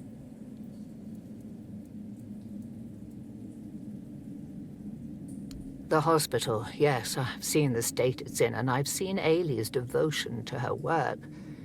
She's right, it needs more than just repairs. It needs purpose. The All-Mother's Temple was meant to be a place of comfort and healing, but it became distant and unapproachable. What good is faith if it doesn't reach the people who need it most? I would like to help, truly, but I cannot. There is something I must resolve first. Something that has haunted me for far too long. The hospital will manage without me for a little while longer. Ailey is more capable than she realizes. I wouldn't know. It does sound like typical druid nonsense. Split the knowledge so nobody has a full picture, and then act surprised when everything falls apart. If anywhere, it'll be at the temple of the All-Mother, or what's left after its fall. When corruption spreads there, my sisters who served became something else. Abandon this quest while you still can. Whatever you seek there isn't worth what this twisted place will do to you.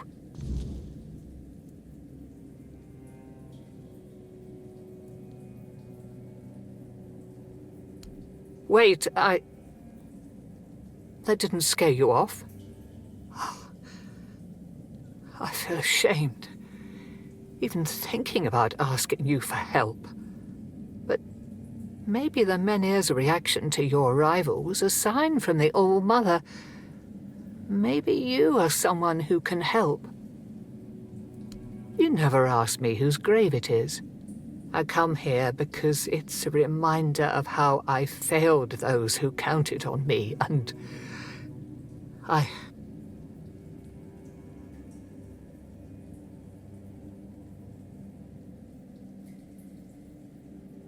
stand here.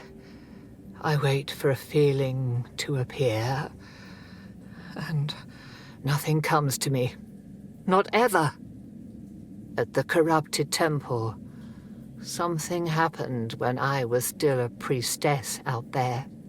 I feel like something was taken from me, ripped from my very soul. And I've been hearing her voice ever since. Lorelia. I don't remember. I should, but the memory eludes me. She's calling to me, but I can't answer. Help me, please. I need you to go to the corrupted temple. Find her. Find out what she wants from me. Because I fear what I'll find. If she's calling for me, it means facing something I'm not ready for. But you might see the truth more clearly than I can. Thank you. Whatever this is, it has haunted me long enough. Here lies Lady Maeve, wife of Lord Yvain Tarion, my dearest friend. The one I couldn't help. I'm wondering the same. I thought I'd find solace, or perhaps even grief, but all I feel is numbness. All-Mother, guide you.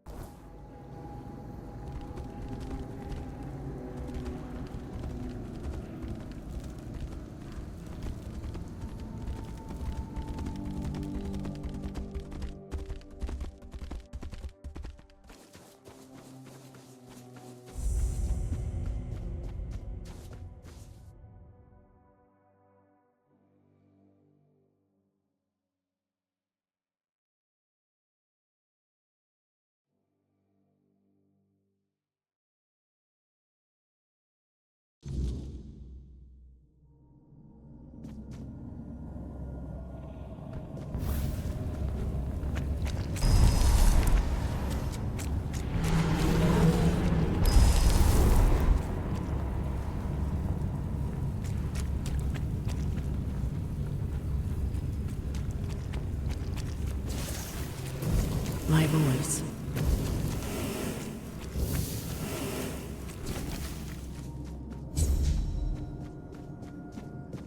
Find my body.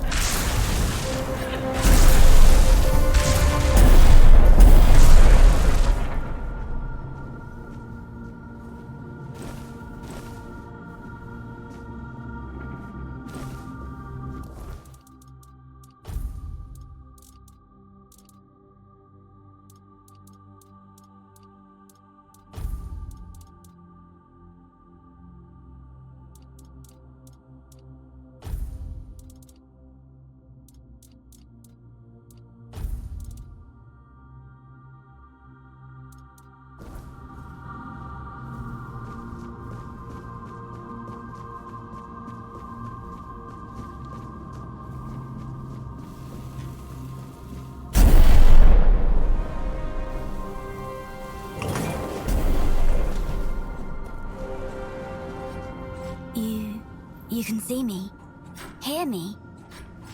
How strange. That's not how it's meant to be. I decide who sees, who hears, yet here you are, unbidden. Why?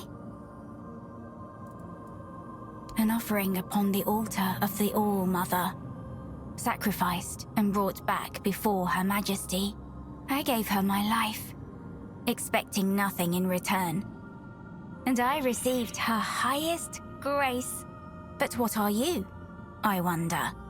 That you've broken the rules of my domain?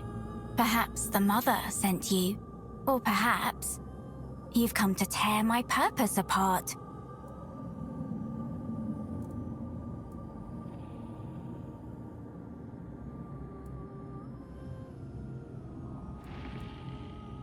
I am Laurelia.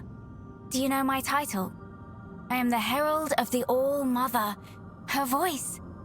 And all who heed her voice shall receive grace, while those who defy her shall perish. You will carry out her will fervently, won't you? Oh, I hoped it wouldn't come to this. And yet, it is as I feared. The fire dims, the song ends, and the voice must fall silent. If this is her will, her voice shall be yours now. Few are touched by her in such a way. The voice of the mother is a gift, but also a burden. Go then, and let us see if you are worthy of bearing it. You can see me, hear me. How strange. That's not how it's meant to be. I decide who sees, who hears, yet here you are, unbidden. Why?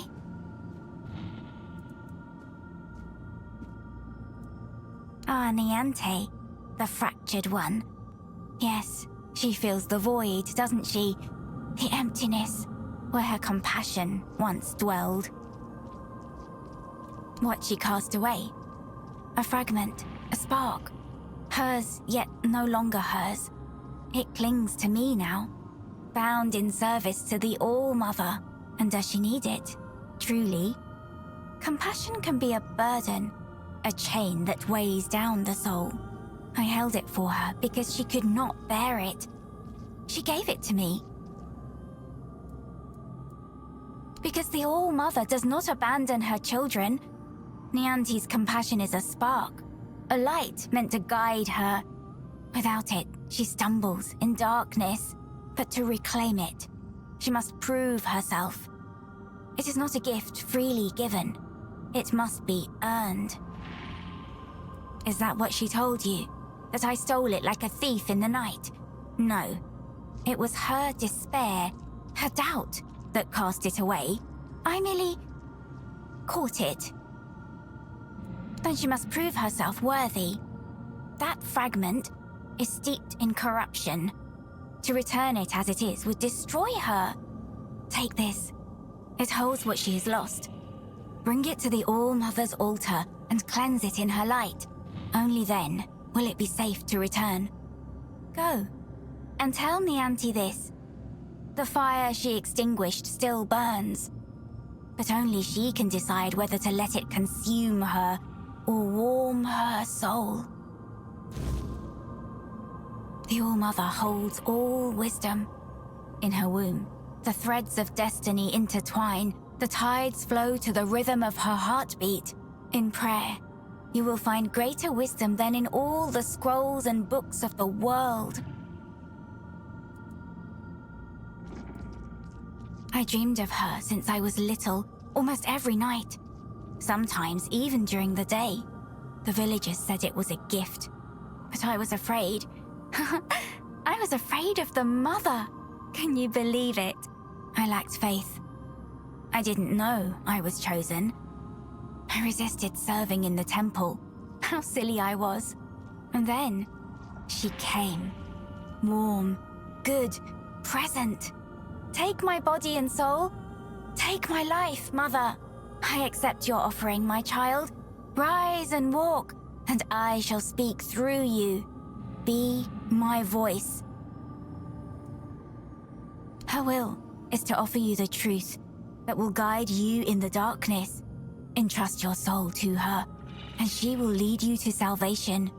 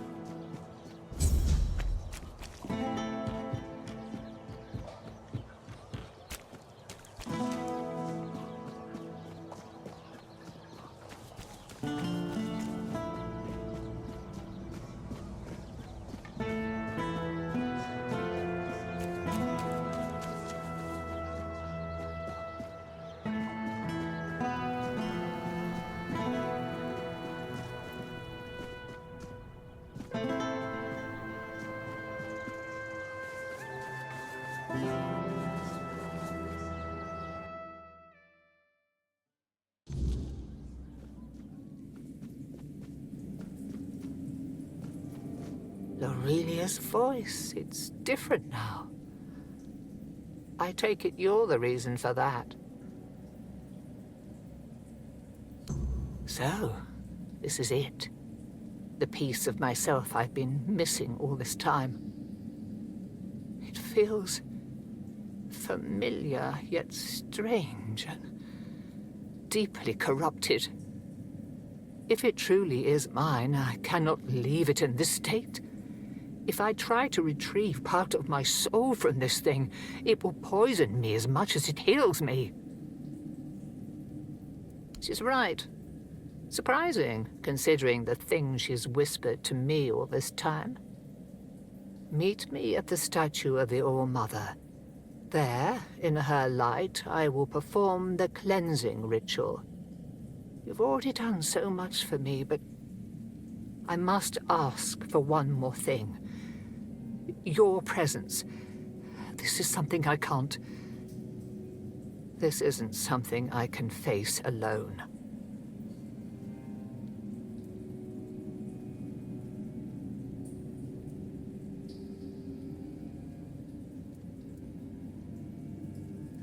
Thank you. May the All-Mother guide us both.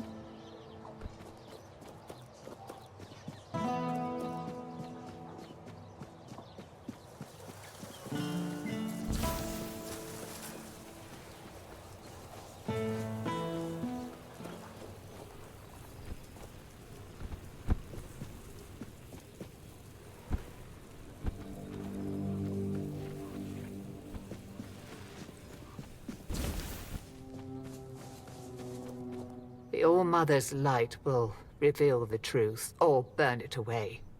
Are you ready? Then let's begin.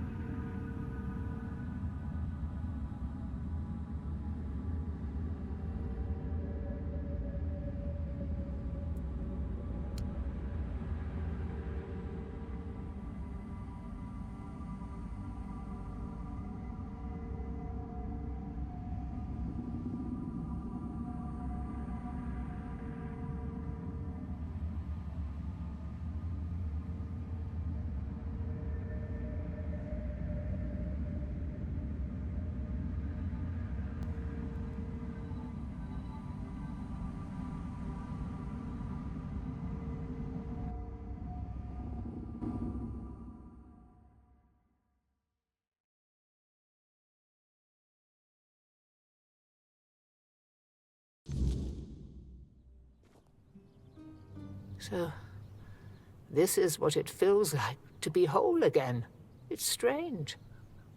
Like I've been walking in a fog all these years, blind to what I'd lost. And now, the light is so clear.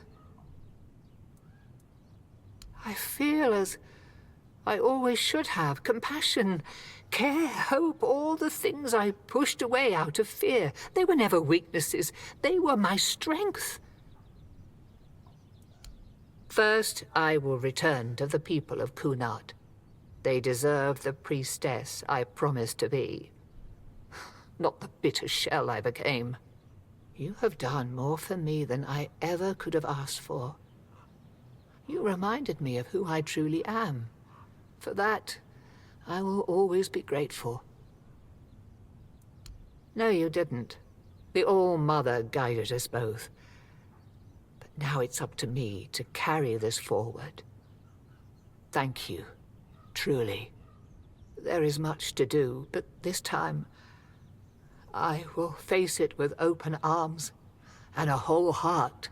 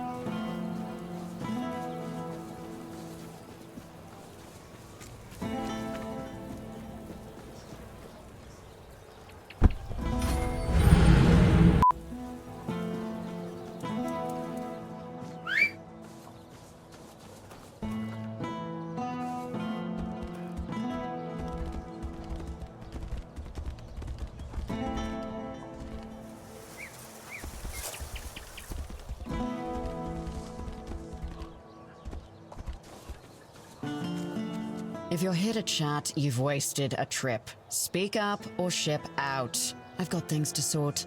Well, are you standing there for a reason, or is the scenery here all that captivating?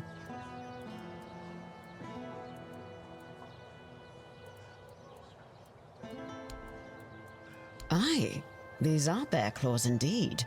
You've got a knack for this. Or just plain luck. Either way, these will do nicely. Good, now maybe I can actually secure those tents properly. So the job's done? And here I was, ready to send out a search party. You are full of surprises, which is more than I can say for most of the folks around here. Jobs. Check the notice board outside. There's always something that needs doing, and I don't have time to spell it all out. Can you read? Can you lift more than a feather? Then there's work for you. I don't know where all that eagerness comes from, but I'm starting to think if I had 10 of you, my job would be a whole lot easier. And as it happens, I might have something for you, though it's a little different from what you've been doing so far.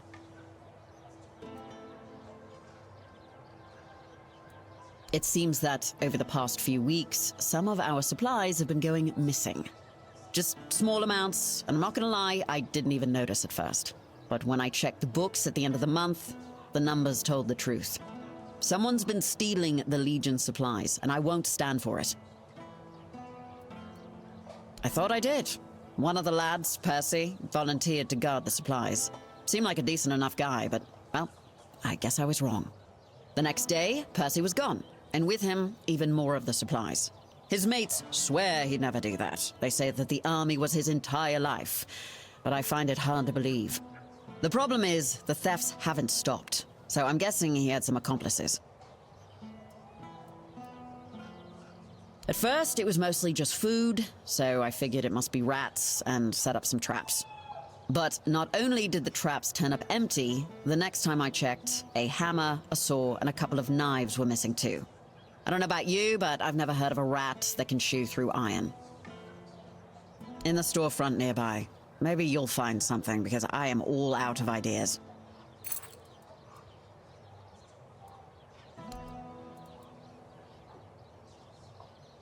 Legate Denholm runs the show here, and I make sure his boots are on solid ground. He's got a head for strategy and a heart for politics. He dreams of dragging Connacht out of the muck and into Camelot's arms. I just keep the wheels greased, so his grand plans don't grind to a halt.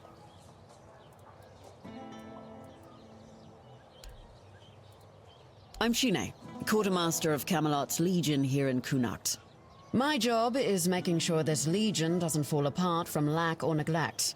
A thankless job, let me assure you.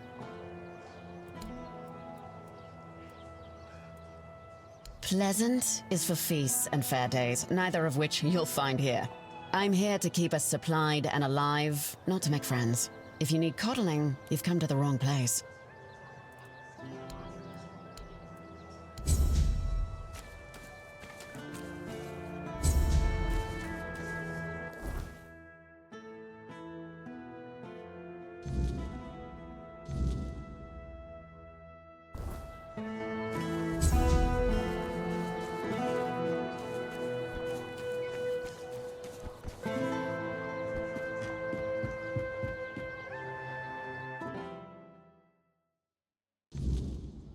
The sanctified mud. You have returned. If you've come here because of the obscene tombs, you're too late. I burned them. Bless me with the grace of the word. We are the sanctified martyrs.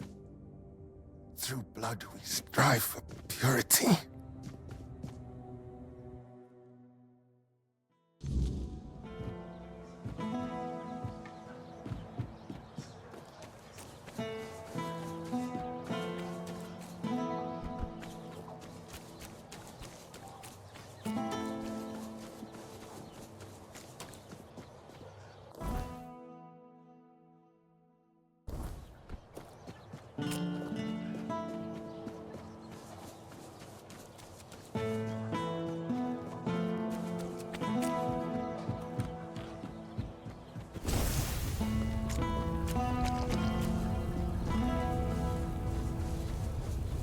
No need for that, is there?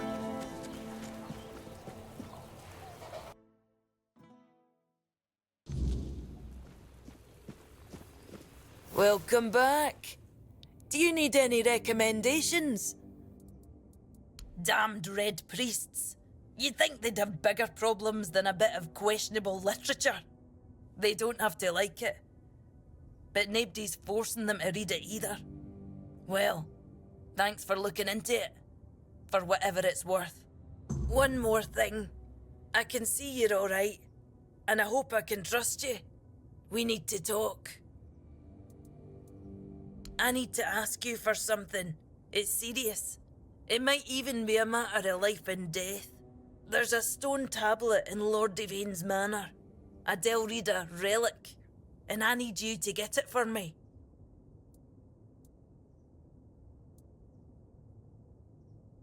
Why? Knowing that you might have saved many lives is no enough for you? Of course there's a reward. The Stone Warden's left me some gold, and it'll be yours.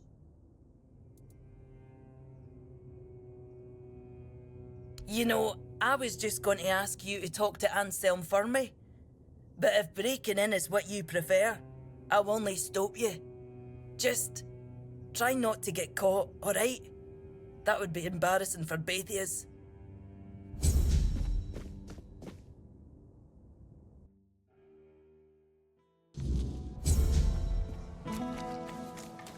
You doing okay?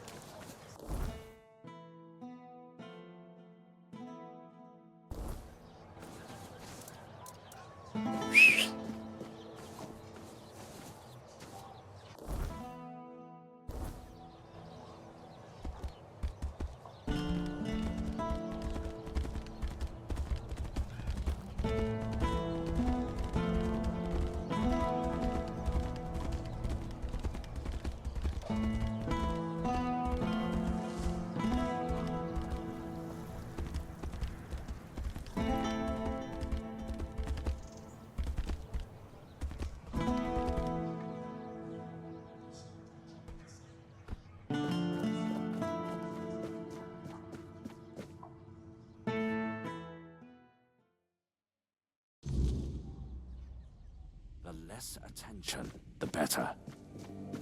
Ah, it's you again. What brings you back to the court? Are you now? My, have the paraphernalia of the Dalriata suddenly become fashionable while I wasn't looking? That tablet seems to be gaining in popularity by the day. I told Pharrell the price, 2,000, and that's final.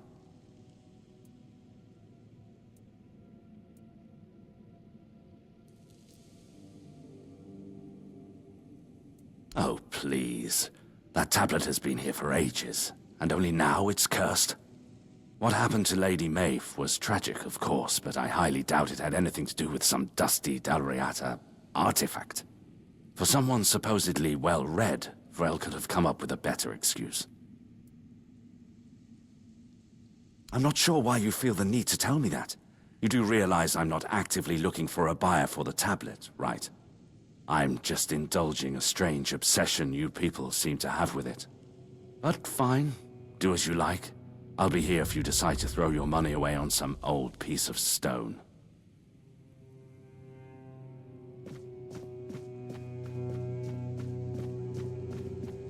You've come back. Until... What is it?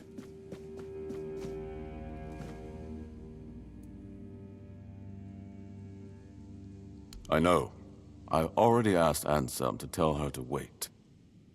But Morag's a stubborn one. Honestly, what does she expect me to do? I'm not about to argue the legate over one inn. Not when there are far more pressing matters at hand. I don't doubt that. But Kunart is in a precarious position. I wouldn't be surprised if Denholm shuts the inn down out of fear of rebellion. And I'm hardly in a position to challenge his decision. We all have to endure these inconveniences a little longer. Thank you. Please understand, it's not that I don't want to help my people. I know things haven't been easy for them. But every day, grievances must wait when the survival of the entire town is on the line. The inn remains closed. Please make that clear to Morag. Now, is there anything else you need? I should stay out of trouble.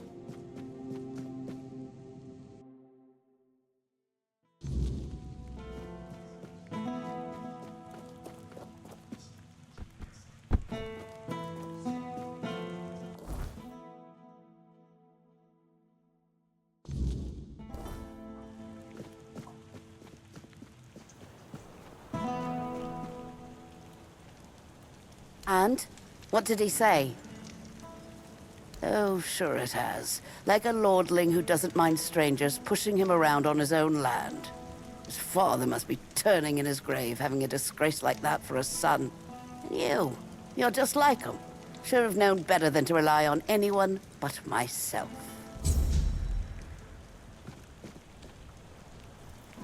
I've worked there since I was strong enough to lift a tankard full of ale. It's been in my family for 4 generations. I'd hoped to leave it to one of my sons, but Camelot took them too. And all I can do now is pray they come back safe. Eh? Too bad you'll never taste my ale, best in the land, and I don't say that lightly. It wouldn't be the same. The secret to good ale isn't just the recipe, it's the ingredients. It needs Connacht water, Connacht soil. Without that, it's just the same slop they sell everywhere else.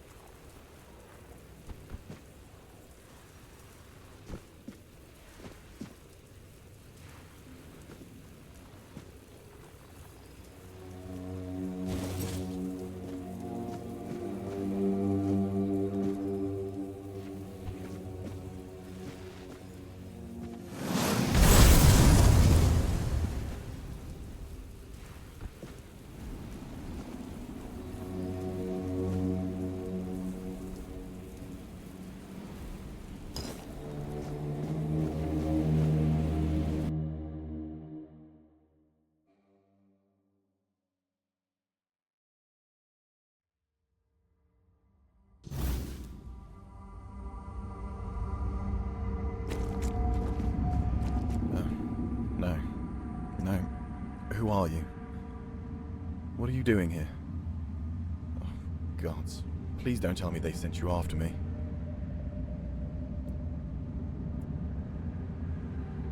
Is that what they're saying?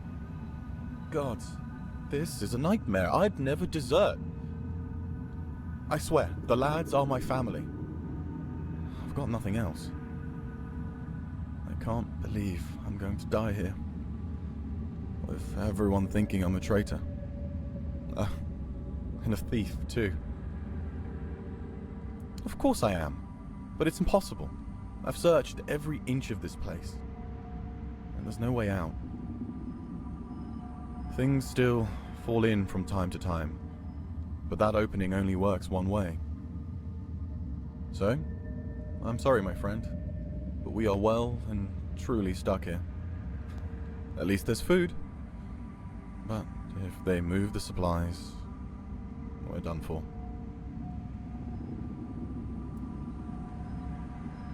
Well, excuse me for being realistic. But sure, go ahead.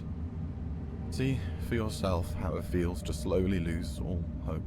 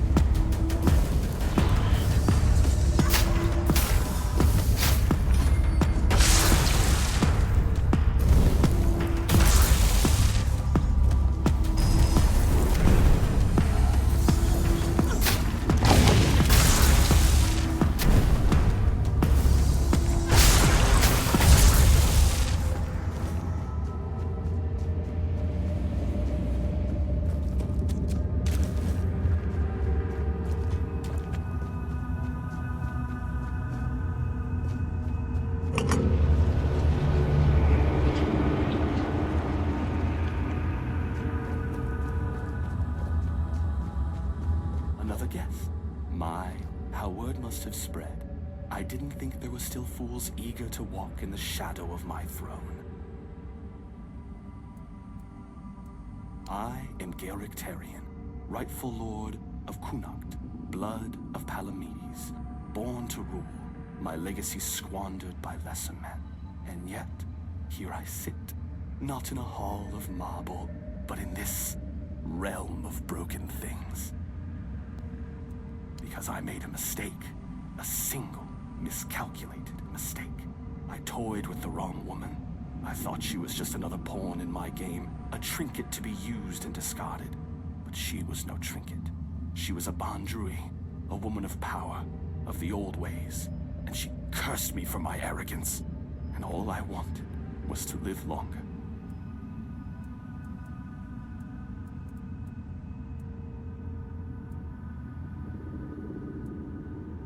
This is a prison, woven from the fabric of the weirdness itself.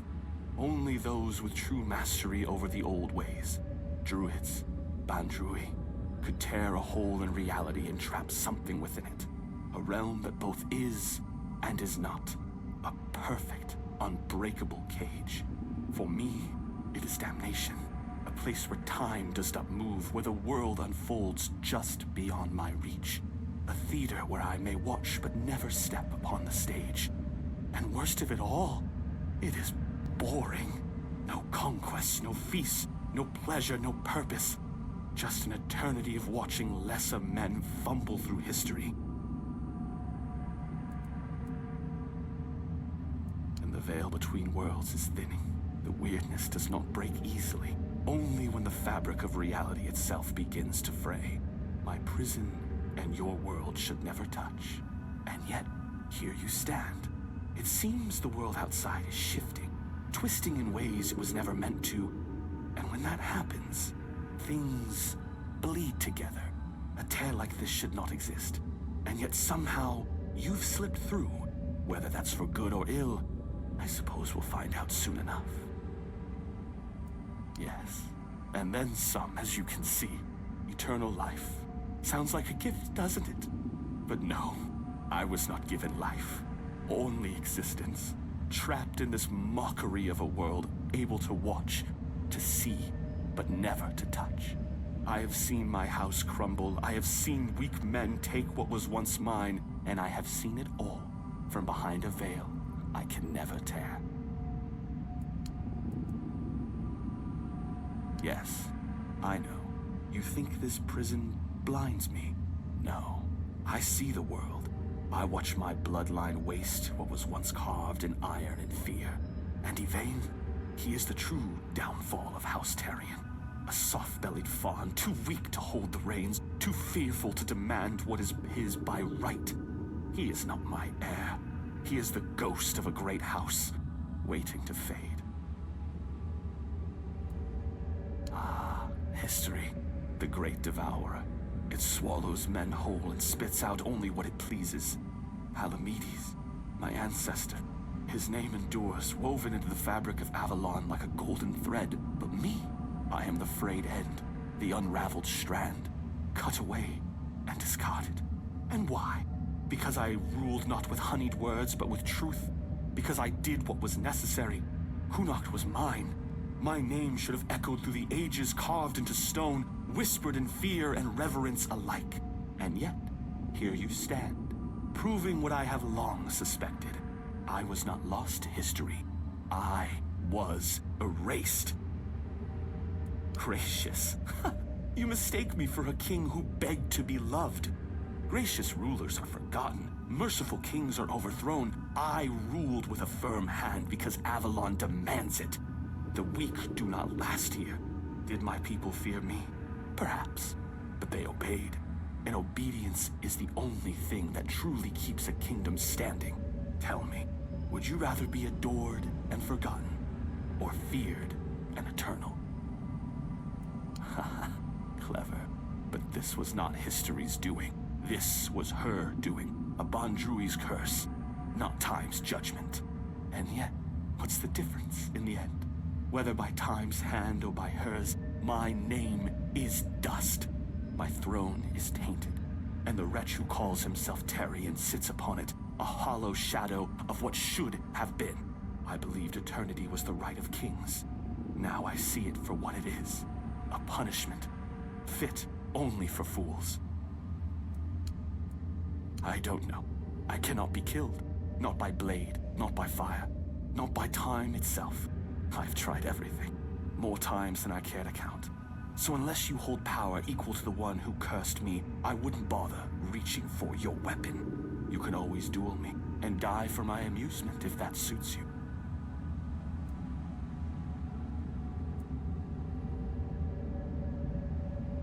Oh, now that is a bold claim.